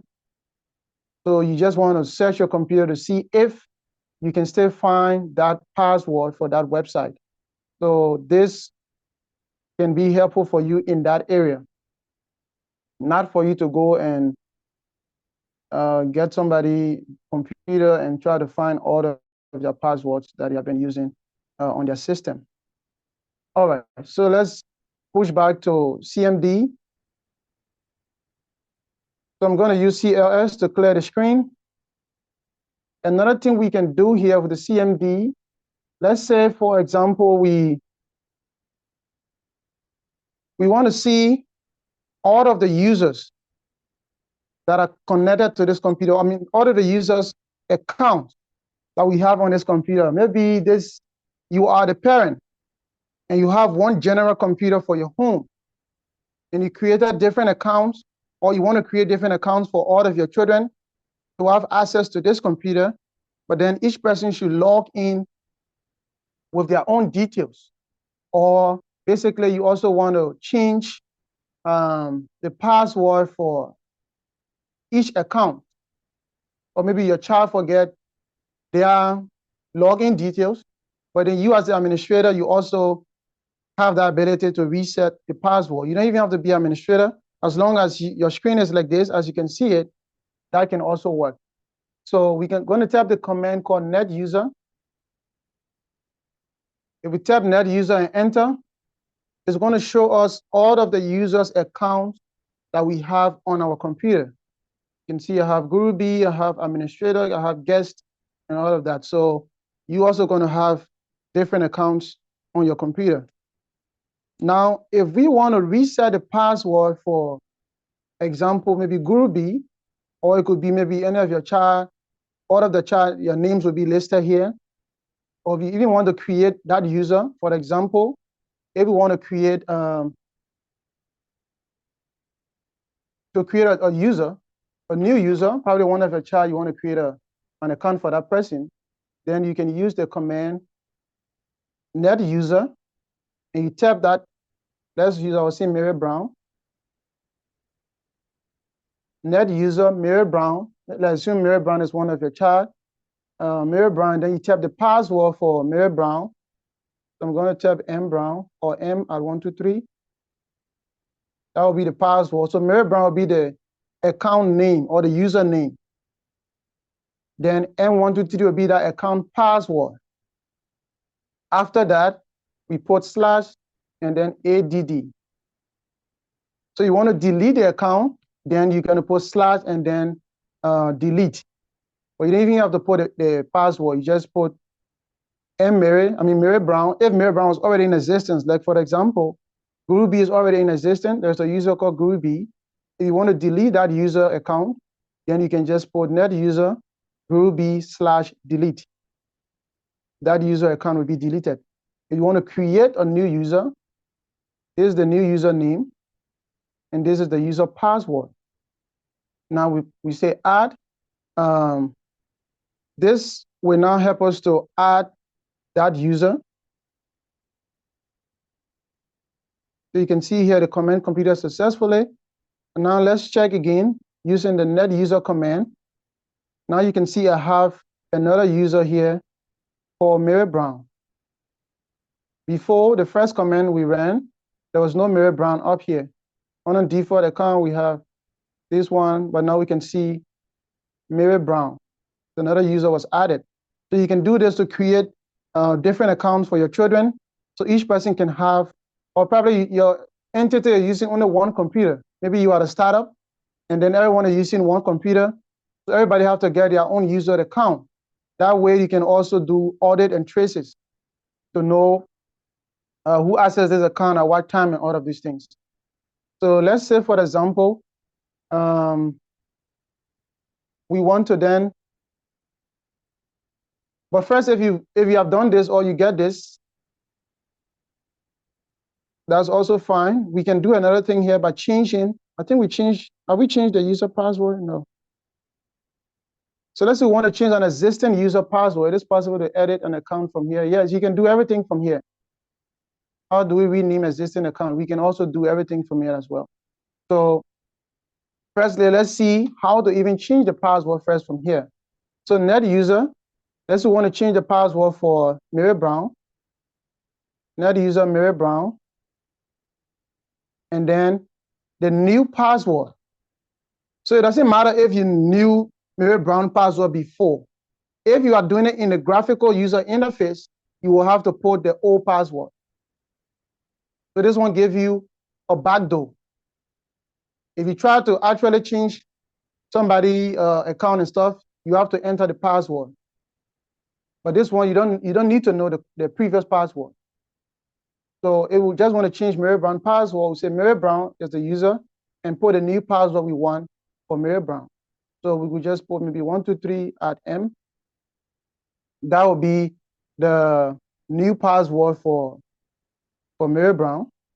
So you can see here the command completed successfully. So if Mary Brown tried to log in again with that old password, the next time she comes, she will not be able to log in because now another person as administrator have already changed that password. If Mary Brown was, the username was separated like Mary and then Brown, then you have to put, if there's a space between the Mary Brown, you have to put it in quotation. You have to put a username in quotation. So another thing that we can do is to, like for what the other person just asked, we could also enable or disable that user account. Let's say, for example, we want to disable this Mary Brown account. We don't want this Mary Brown to have access. Maybe we pension this person or this person is no longer working in this company. We want to deactivate that account. So you just put Mary Brown /active, ACTIVE, and then column, and then you put no. This one is going to deactivate that account. So let's see also how we can be able to change the username. I think from the comment section, you can see that. Some people are asking how to change the username. So to change the username, we can use the same command, but this time we're going to make it a little bit different. How to clear all codes we have run. To clear all of the codes we have run, you just use CLS.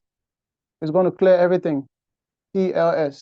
But it actually just clear the screen in front of you. But you can still access those previous codes.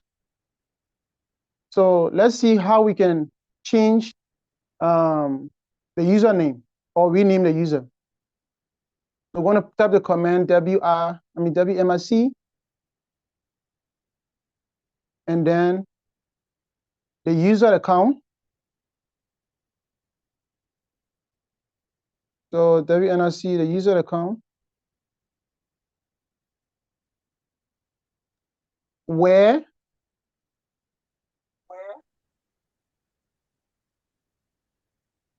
the name of that user is equal to Mary Brown.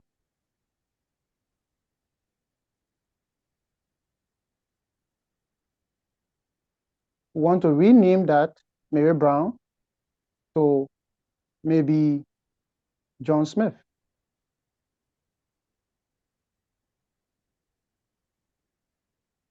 Okay, so you can see here to tell you that meta executed successfully. So we change that username from Mary Brown to John Smith. We change that username from Mary Brown to John Smith. So if we want to delete a user, then we can also type the same command net user and the username, for example, John Smith /delete. So this would delete the user account. All right. So these are other things that are probably might not be interesting to some people, but those of you that want it might be interesting to you. Let's also see other things. Let's take ourselves from here. This screen you are seeing is basically the screen that was in use when computer was first designed or developed. We called it DOS. So it was not having all those beautiful screens and colors and things that you currently have on your computer. Before, this was the screen that used to do everything on, everything. Everything you want to do, this is how can you recover the user account. That one is going to be another thing, but then we'll get to that another time. For now, we can. So this was a screen that used to be in existence at the time when there was no all these graphical things moving around. So people of those days, this is what they used to use. And it's still powerful because with this, if you're executing any command and run in seconds, then when you're doing it with the graphical interface.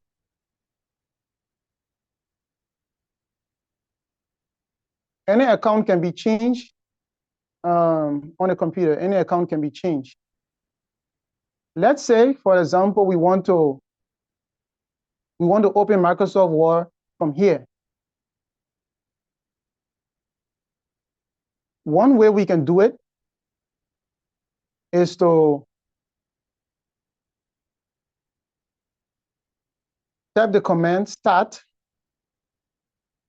and then WinWord. So you can start Microsoft Word directly from here. You can open Microsoft Word directly from here. Let me just go back there. Start WinWord. The same way we did Power PNT, you can also say start Power PNT. You can start a PowerPoint from here. You can also start Excel from here. Start Excel. The Microsoft Excel, you can just open it also from here. It's going to open Excel for you. So with DOS, you can do a whole lot of things with MS-DOS. A whole lot of things you can do with this command prompt. Anything you can imagine doing as a graphical user interface, you can as well do the same thing here. Let's say, for example, let's create a folder on our desktop. I'm just going to open the normal CMD even without running as administrator. Currently, I'm in the user. You can see I'm in the user, and the username is Guru B. I'm using that guy. So I can do DRR. Let me also increase the font here so that you can see.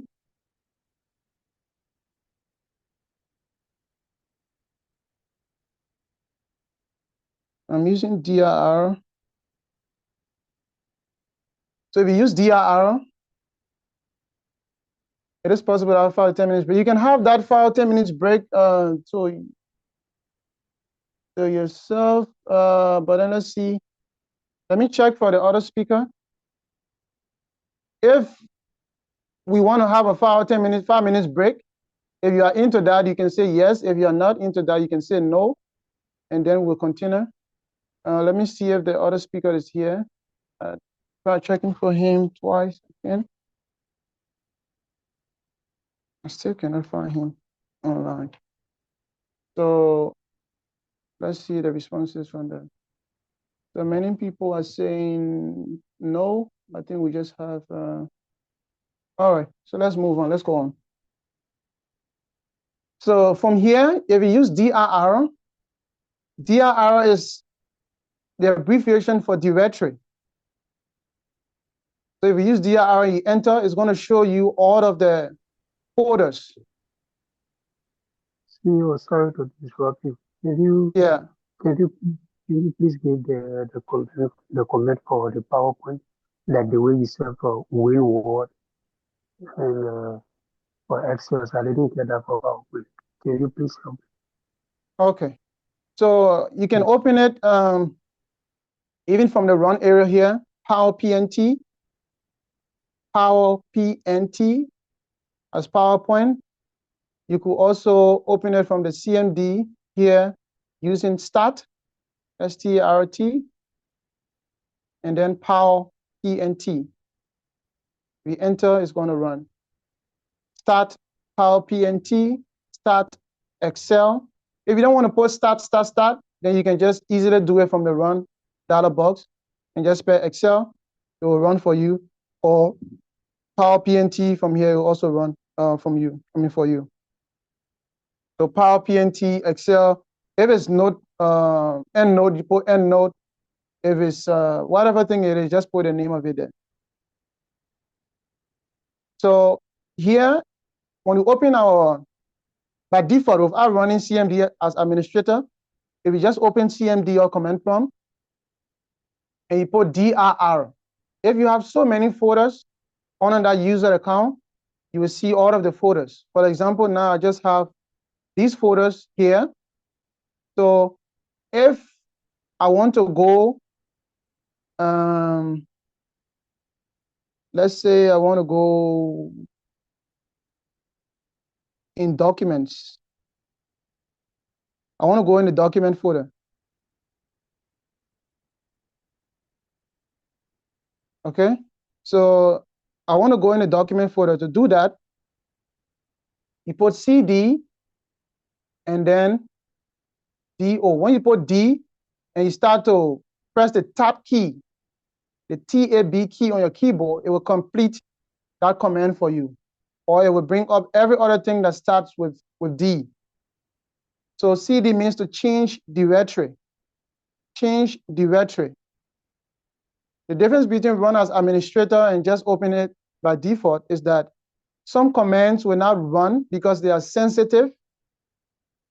So only administrators are allowed to run those commands. That's the reason why you have to open CMD as administrator to avoid those errors. Because sometimes if you don't know that and you try to run a command and give you problem, you might think maybe your computer have issue because actually you are not using as administrator. So to get full control of every functions, that's why we run it as CMD, as administrator. That's the only difference. So if I want to navigate now to a document, I can use CD space document. Now I'm in a document folder. It's the same way as you coming here, clicking on File Explorer, and then when File Explorer open, you come here, you find document here.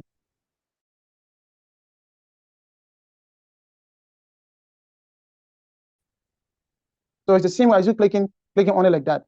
So instead of you going in this process or in this way, you could just easily do it from your command prompt. So you can even see it's moving very slow. I did it easily by going into a document with ease. But we're using a graphical interface, sometimes it takes time, especially if your computer is slow, then you're going to have so much problem. If you enter the document folder, you can also use DRR to see all of the folders or files that are in the document folder. You can also create new folders or new file. For example, to create a file, use the command mkdir. Mkdir means make directory, make folder. MAKE is just the abbreviation MK. Directory is DRR. So make folder or make directory. and then you put the folder name. So let me first show you that I don't have any folder with the name that I want to use here.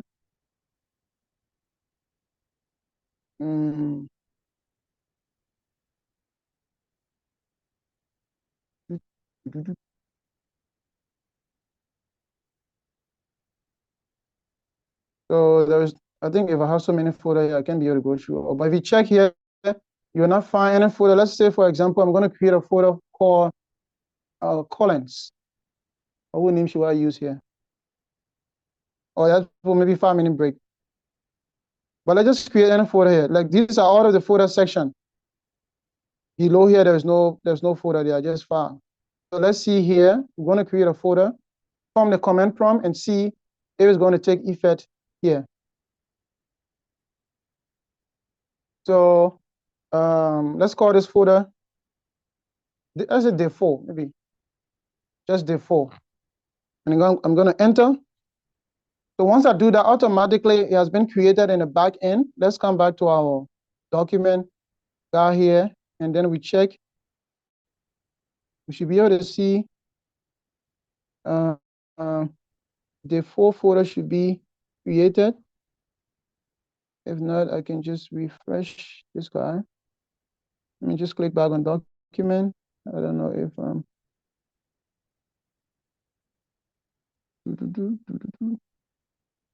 what is default?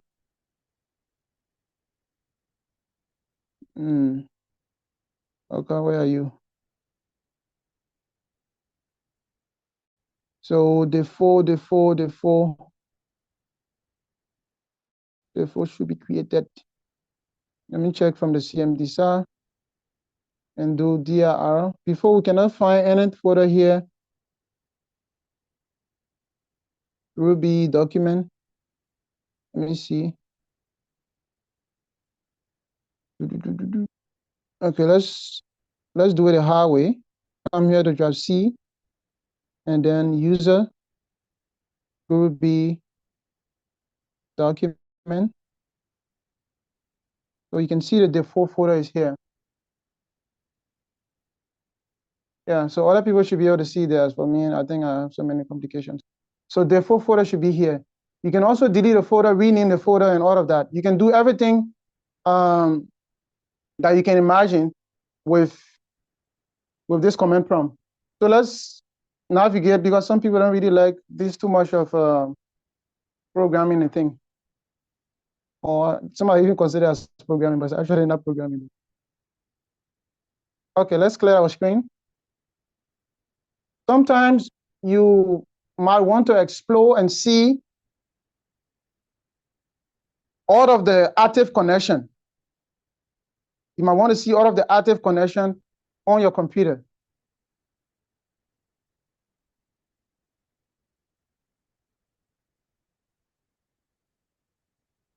You might want to see all of the active connection on your computer. So to do that,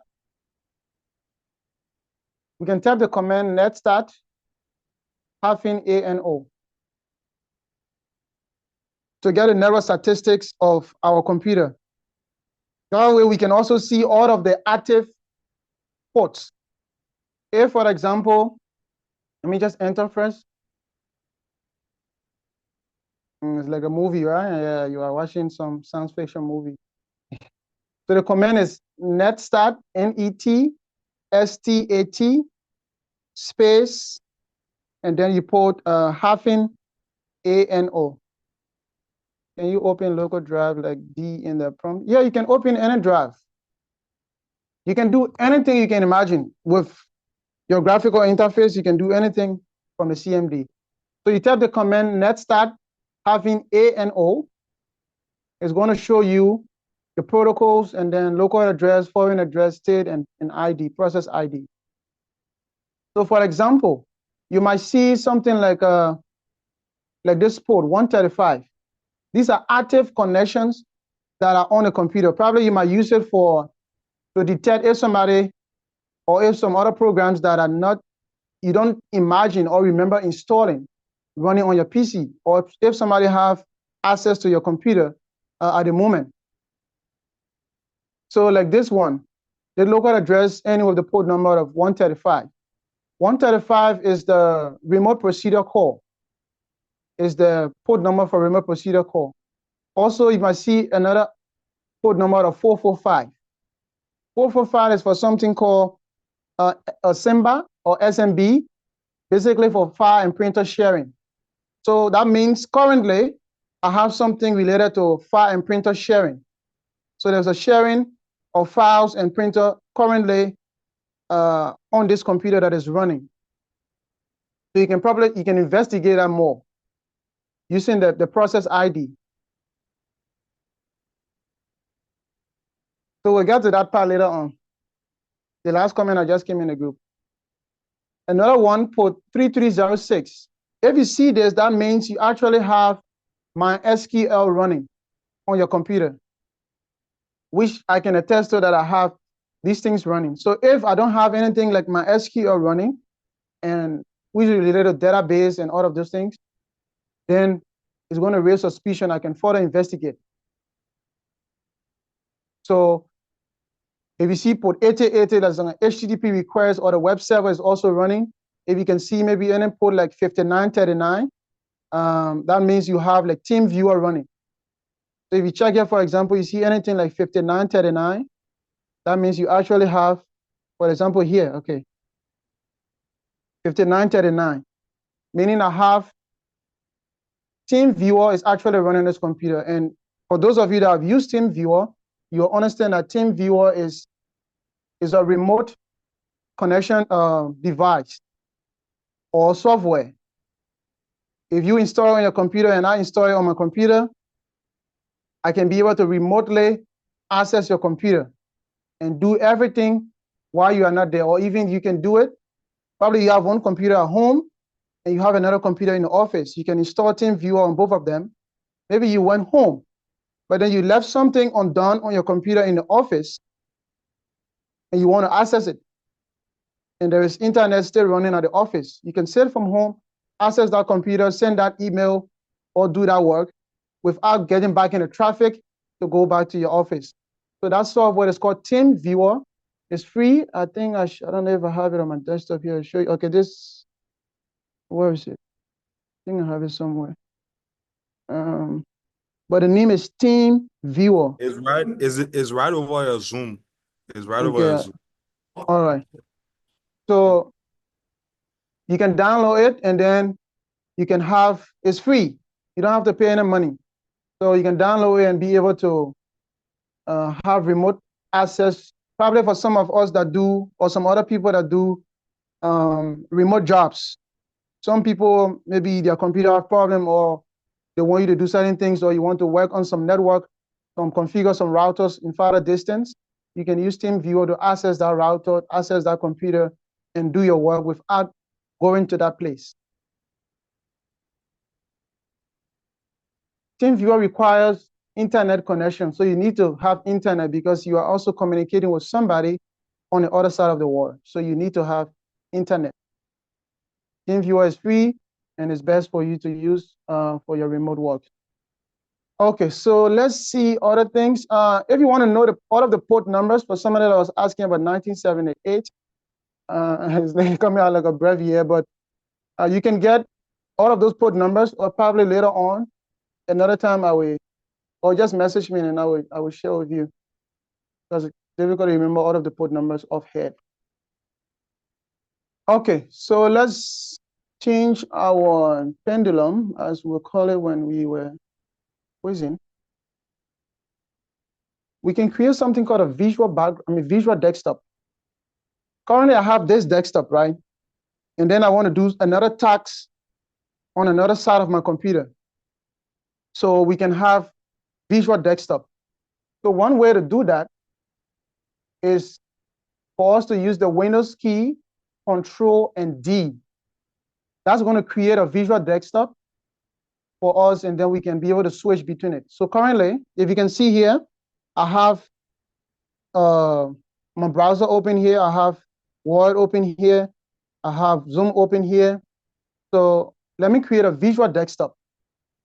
The command is Windows Control plus D.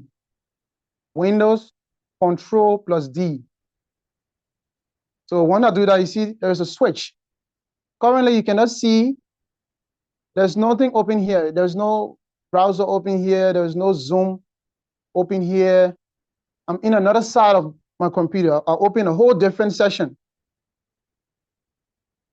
To go back, which is always our problem. Like, how did we come here? Take us back.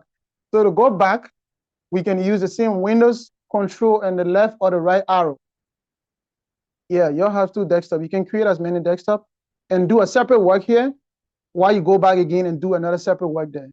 So to go back, let's use the Windows key, control, and the left arrow key. Now you see it take us back here.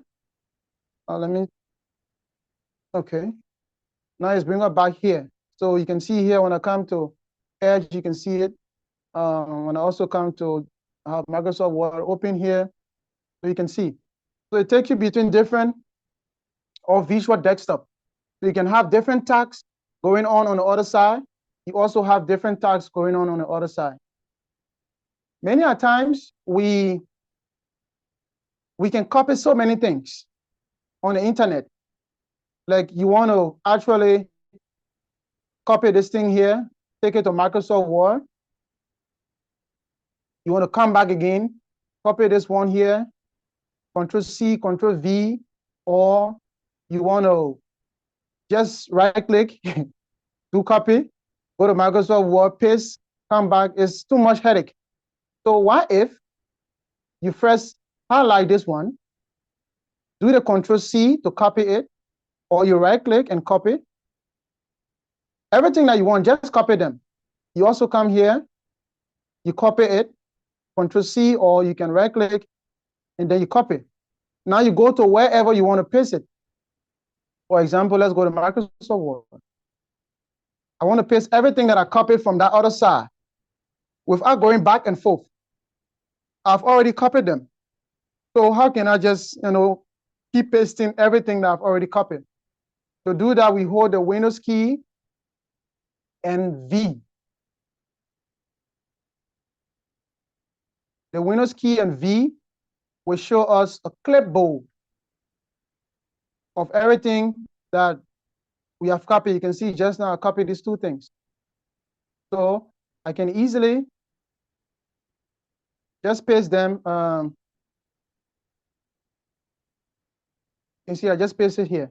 I'll do the same Windows V, and then I can just also paste this guy here. I don't have to go back and forth, copying, copy, paste between different things. So everything that you copy is saved to your clipboard. So you can just access them directly from your clipboard. How do you extract text from PPT? When you mean extract text from PPT, I don't really know, but then what you mean, but then you can just come to the PPT and copy the text. Or you can basically, I don't know if the PPT is yours, but maybe you can unmute yourself and ask your question properly while I'm also going ahead. Yeah, the question is, during my exam, we were told to do like 2 pages and talk to the exam hall. It's on open book text. But then I was finding it difficult. I had to open the PPT on another page that is under the browser that I downloaded it at. And then I had to keep scrolling, copying one until, and it consumed much of my time. I actually want to know, how can I be able to remove or extract these words from the PPT directly and just paste it on a Microsoft? Except the PPT, I don't know if it was in picture, but if you come to the PPT here, for example, let's say this is a PowerPoint, it's a PPT, I can just extracting it, I can just copy the text. I can copy the text as well from here and just go to the next place and paste it there, or use the same method I just thought about. Copy everything to your clipboard and then go there and get it from there. But if I don't understand your question properly, I will keep processing it and then I will get back to your question. So somebody asked about how we can get rid of those visual desktop.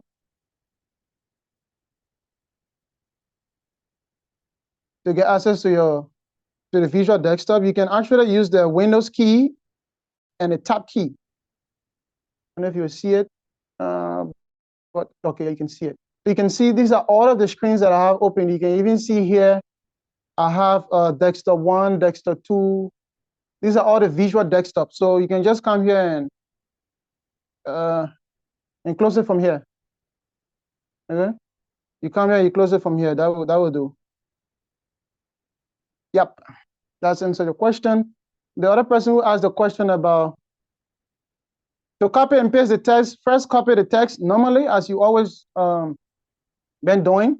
Copy the text and then come to wherever you want to paste that text, and then you use the Windows key and V. Windows key and V is going to give you the clipboard, and then you can be able to just paste your text or just click on them. Once you come here like this, you just click on it, it will come directly into your work. Windows V again, so now you're not going back to that website. You are just doing it directly from here. All right, let's move on quickly. We are already having 29 minutes to end today. All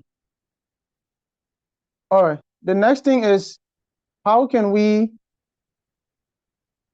I think we did the minimizing the windows, but then we can also do it again in another way, or we can magnify. To magnify our screen, for example, we want to get a bigger view of what we are seeing. Maybe we have some visual problem or things are so small to us. We can use the Windows key and the plus symbol. So Windows key and the plus symbol will bring about the magnification. So you can see here, I can magnify this by 200 when I click here. That means it's going to get big. See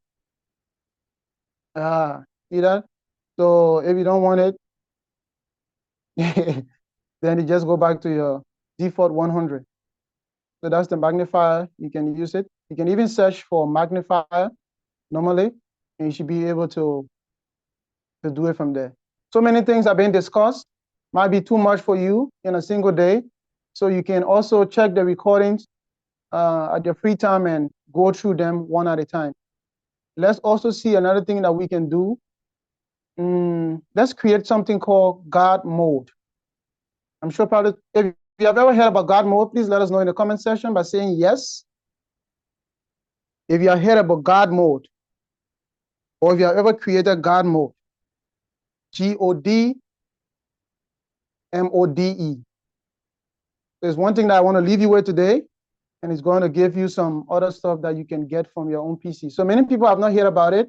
Let's see how we can do it. So I'm going to see, the code might be long, so I think I wrote it down somewhere. So I will share this code in the chat session there. Let me just make it bigger a little bit so that you can see. You're not going to copy it now. I will just send to you. Let me just send now in the chat session. So you can try to copy it in advance. I'll send out to the chat session. Okay. Now you can see the name here. God, I don't know whatever who was the developer or the whatever it is that decided to do this, but I think what I realized is because it gives you the ability to see so many hidden settings and functions that you actually have not used or have never access to your own computer. So this is the command. You copy it exactly as it is, or you write it exactly as it is. GODMODE, uppercase G, uppercase M, dot, curly brace open, and then you put these numbers. Now come to your computer on your desktop, right click, and then create a new folder. You click on folder here. I think everybody knows how to create a folder. So come to new, go to folder, click on it. Don't rush yet. Why it is still here asking you to rename this folder, or mistakenly, some of you already click outside, and your folder is like this. You can click on that folder and use F2. function key F2 to rename your folder or rename a file. Function key F2 to rename your folder or rename your file. Just in case you probably forgot. So what you can do now, paste that command that I share, that God mode command that I share in the Zoom, paste it here, Control V, paste it there. After pasting it, you press enter, you observe that that entire folder icon have changed. That entire folder icon have changed. I lost sound. Yeah, I think somebody was calling me. I think it was the speaker. But can you hear me now? It should be better now. Can you hear me now? A little low, but it's okay. Oh, I'm coming. Let me see. I think it's switch. Switch something. I'm coming. Just a minute. How is it now? Hello? You're still low, but it's not bad. Low compared to previously, but it's okay. We can hear you. Okay, that's because somebody was calling me, so it's something just switched. Okay, now normal. Nice, normal. All right. Okay, we are good. All right, that's good. So if you have done this, probably if you have already created it, let us know in the comment section by sending 1. If you still lost, first you have to copy the code that I share in the chat. Okay, I think many people have already done it, so I don't need to talk. Somebody said lost. So those in the comment section, please help our lost brother Elijah. Elijah is lost today. He always provoking people. Today's lost. So now you double click on that folder or on that new God mode something. And now you can see it have partitioned each of the settings into different ways. You have administrative tools, something to create and format hard disk partition. You also have deep fragmentation. You also have diagnose your computer memory problem. So you can see you have so many options to play with your own computer, backup and restore.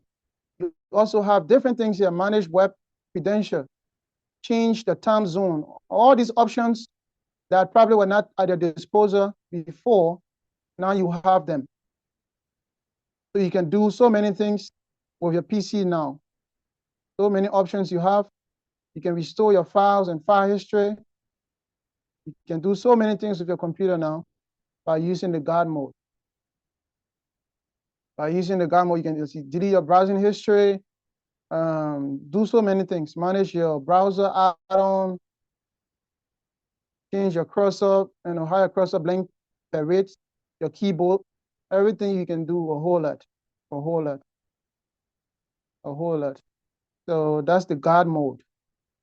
Now, somebody also asked, if you also get the same option, please send number 2 in the comment section.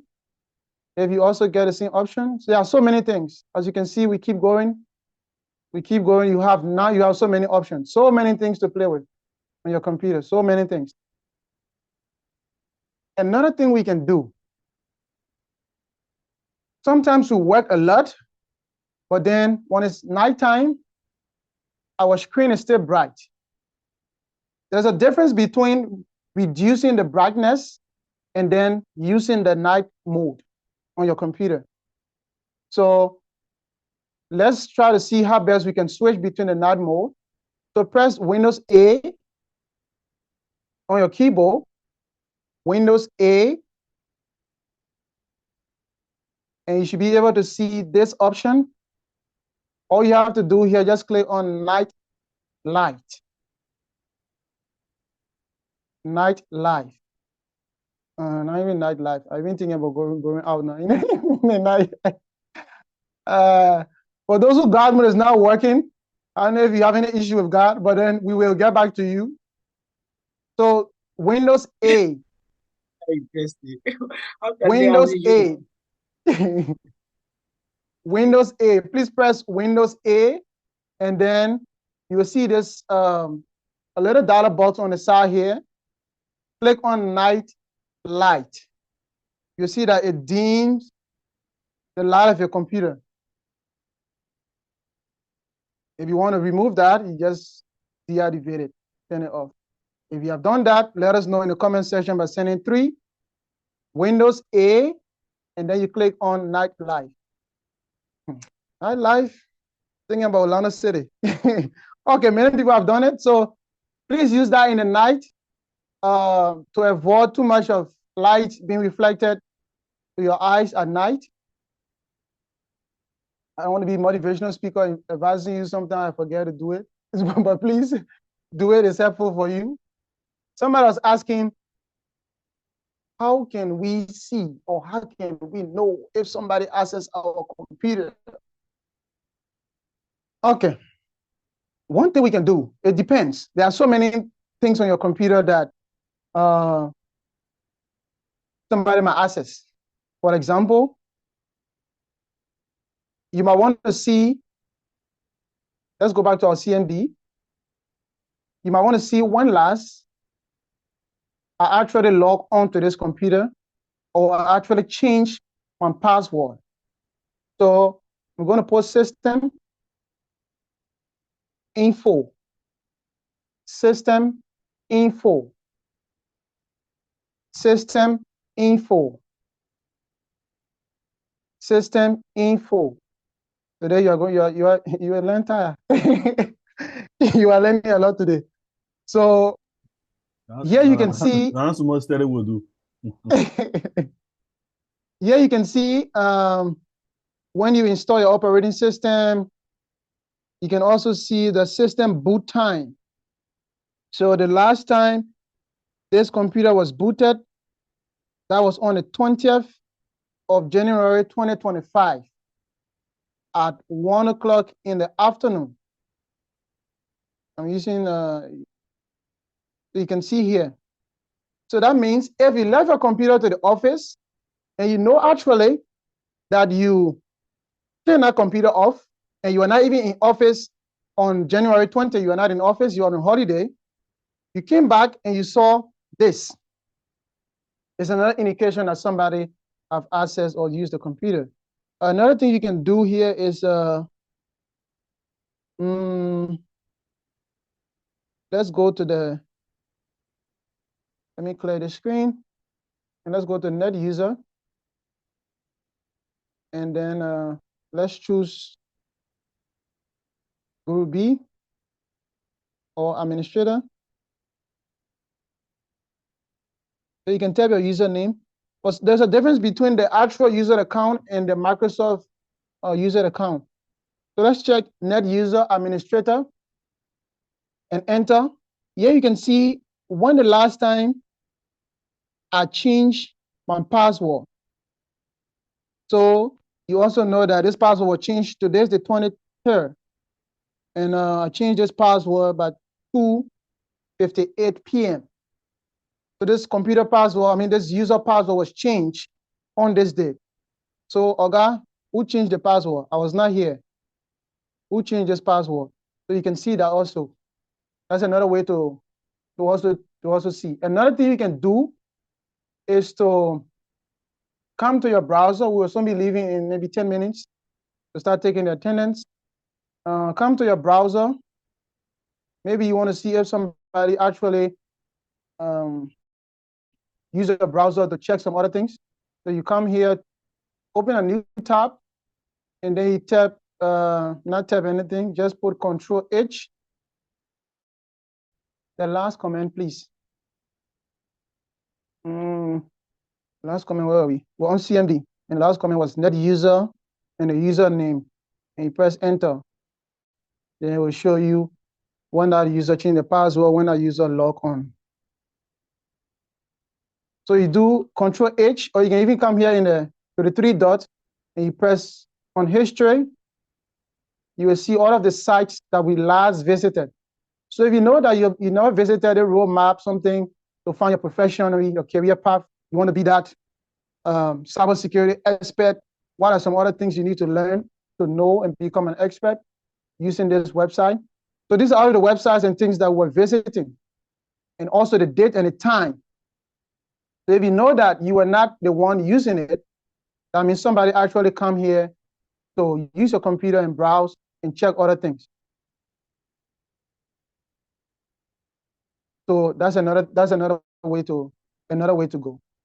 Another way that you can know probably if somebody used a computer, one easier way, just come and if your computer is like a generator, it's always, the fan is always beating, it's always hot. If the person probably finished using it and then they shut it down quickly, you can just come and feed on the computer to know if it's still hot. That's another way. If you work in a professional environment, so maybe somebody might be so fast and sophisticated, they will just do everything, delete all the traces, but then the computer is a some people computer when they turn it on. Or after being on for maybe longer time, it generates so much heat, the fan can be blowing so much. So you can just pee on the computer, you still feel that it's still hot. It's another way to know that your computer was used by someone. Another thing that you can do is to come here to your File Explorer. You see something called Quick Access. When you click on Quick Access will show you, all of the recent files that you have accessed. Maybe somebody tried to open your computer, they went to this folder, they went to this folder, they went to this folder. You can see all of your recent files and things that were accessed. It's another way to also go about it. One thing you can also do is to use the run command.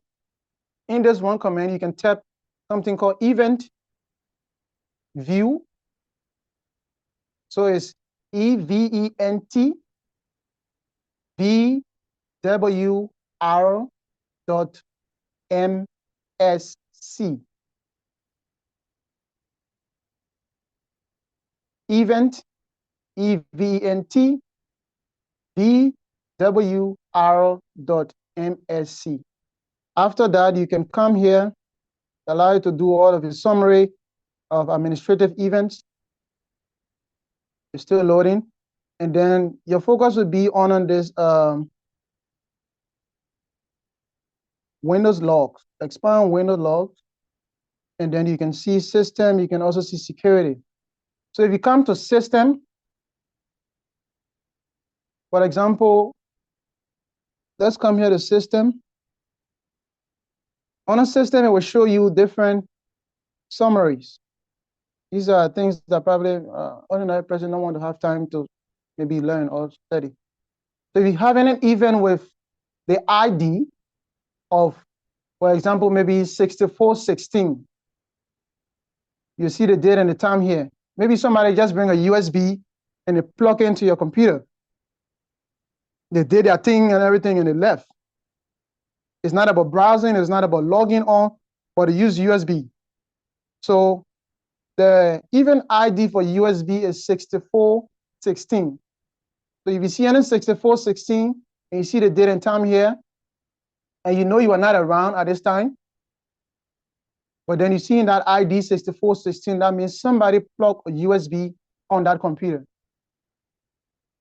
Also, if you see an ID on a security, if you come to security and you see an event ID with 4624, 4624, that means somebody actually logged on to that device, and you will see the date and time of the log on. So these are some other ways that you can be able to know if somebody actually did some of these things. Another thing, probably if the person copies some stuff, you can even use the Windows V to check all of those things that were copied before. Also, for example, what other things I want to talk about? Let's open a file location from the taskbar. Let's say we install this PowerPoint on our computer. We want to know where is the installation file or the directory that holds this installation file, for example, PowerPoint. So what we have to do, you have to hold the shift the shift key on your keyboard, hold the shift key while the cursor is over this PowerPoint, hold the shift key, and then you right click.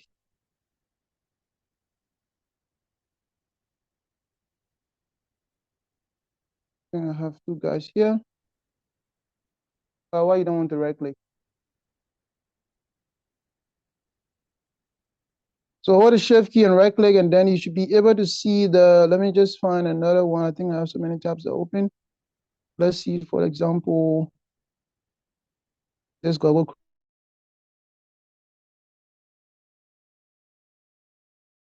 Chrome guy. Shift key and right click, and then you can be able to now come here. Oh my gosh, sorry.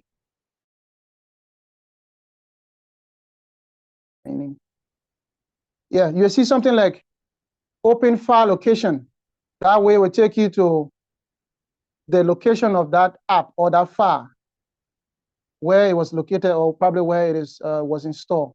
You can also use that. If, for example, we want to open another or the new Microsoft Word page, currently you can see we have two, right? Let's say we want to open a new one. What we can do is to also press on the shift key, and then we just click on that Microsoft Word. So it's going to open another instance of it. So you can see here now we have three. And on the side is opening another guy, this one. It's opening a new instance of it. So if you don't have to open Microsoft Word, go to new, or you can even use, instead of opening it and probably doing Control-N to open a new file, you don't have to do all of that. Just hold the shift key and click on that. That program is going to open another instance of it. So we will pause here. Too many things for today. We will pause here and then take any question or concern before we do our attendance for today. Oh yeah. So if you have any question, use the feature of raising hand and then ask your question. If not, we will take the attendance and call it a day. Also, we will start to do you guys tell me thank you now. Tell the speaker thank you. So I'm the speaker. So we're going to start the data visualization tomorrow. Million thanks, CEO. Million thanks. Tomorrow we're going to start data visualization. So your arrow should be installed. We have sent that message so many times about installing your arrow. Yo, personally, I will DM you for that God stuff. I don't know what's the name again. I think I'm forgetting about it. God mode. God mode. I will DM you personally. Man, there were fluctuating, so I did not follow that process. Oh, okay, no problem. So tomorrow we're going to start data visualization for all of the academicians that was here today that was feeling annoyed about so many things. Tomorrow is your day. And as we'll be doing it, probably other people will feel annoyed that you're analyzing your data. So please make sure you install the Arrow and Arrow Studio. I have a question. Yeah, go ahead, Hassan. Okay. Thank you very much for your wonderful presentation. Of course, it was marvelous. So I tried to check, especially for the Wi-Fi password. And I realized that the process, once I follow, some password we are not visible. It should be visible. That means it's either that connection was open connection. Probably most of the time I work with hotspot. If your hotspot don't have a password, then or that Wi-Fi don't have a password, then obviously you're not seeing any password. So that's another thing. But once they have a password, so which means, let's say if you go to the metro station and then you have an open password access to internet. Don't use any public Wi-Fi. Okay. Don't use any public Wi-Fi. Because I don't want to start another session. It's hacker they go at airports, like the program their own device, mimicking the same SSID or the Wi-Fi name of that network. I can obviously, you saw when we were doing the hotspot. If you try to do your hotspot, mobile hotspot, please turn on your camera. I will try to be doing the attendance. Please turn on your camera for the attendance. So a hacker can, for example, if you have a Wi-Fi name of Hassan Wi-Fi, I can also configure my own device with the same Hassan Wi-Fi, the same name. I come in the same area with my device, probably in my bag, or my device is just, you don't even know if it's a Wi-Fi device. I just put it on the table. Because I'm broadcasting, all my frequencies is high, like my device is closer to all of the people around than your device. So if anyone wants to connect, they will actually connect to my device. I will put the same ID and same password. So the moment you come in that range, the closer proximity will be my device. You will connect to my device. And once you are connected to that device, I will be able to sniff or capture or intercept all of your packets or all of your traffic, and then store it, go to my house and start to analyze all of the data that I collected for that day. So that's why, and these things will happen in a public area where connection is open and it's free.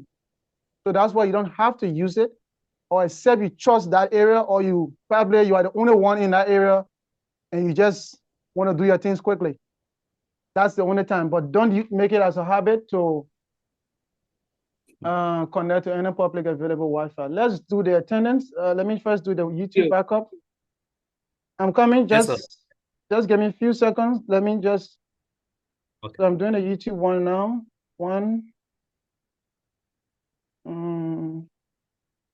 Two, Honorable COC3, Alexander. 3. You know, there are a couple of other things that we could talk about, but then we can just talk everything here. Honorable Lavelle, President Lavelle of the Sierra Leone Student Union in China.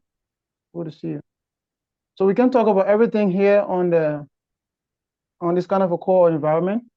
So some things can be done backstage that are too much sensitive, even though we try to do some today, but then it might not be feasible for everyone.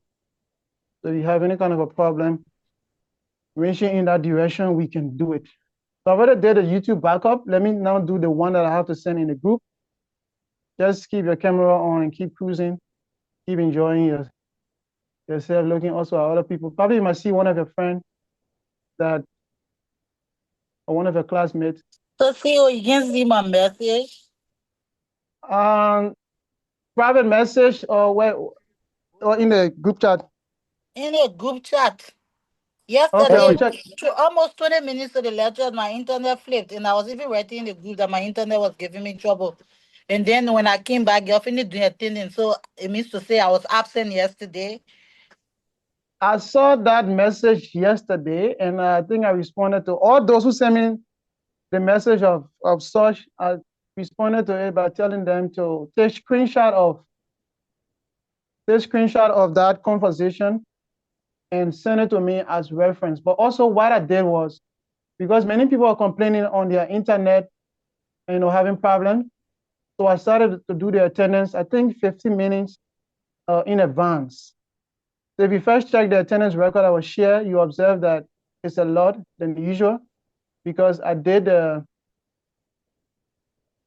attendance yesterday in advance, and many people are complaining in the group that no LEC, no current. So I did it in advance. But still, you are not seeing it there. All those who send me a message about connectivity problem, I also tell them to send me a screenshot. I responded to them directly through a direct message. So don't worry. Guys, just wait. I've already taken 4. I need to take, I think it's 9 CEO, I different. can't see arrow and arrow stuff on the website. I know it's Emmanuel talking, so Emmanuel, just wait, because just wait. Go to TIT network and then training. I really remember Manuel, his voice now. Calm down. I've never seen him before, but his voice now is. Just wait, guys. We have 3 more to capture. Please don't switch. If your camera was on, leave it on. If it was not on, just leave it like that. CEO today was sweet by will. And we can start looking for Wi-Fi and to be checking here. I doubt if you can connect to someone. Thank God that CEO read a disclaimer. Yeah. There you before they can censor me. Anything go to that OIO. Hello. They are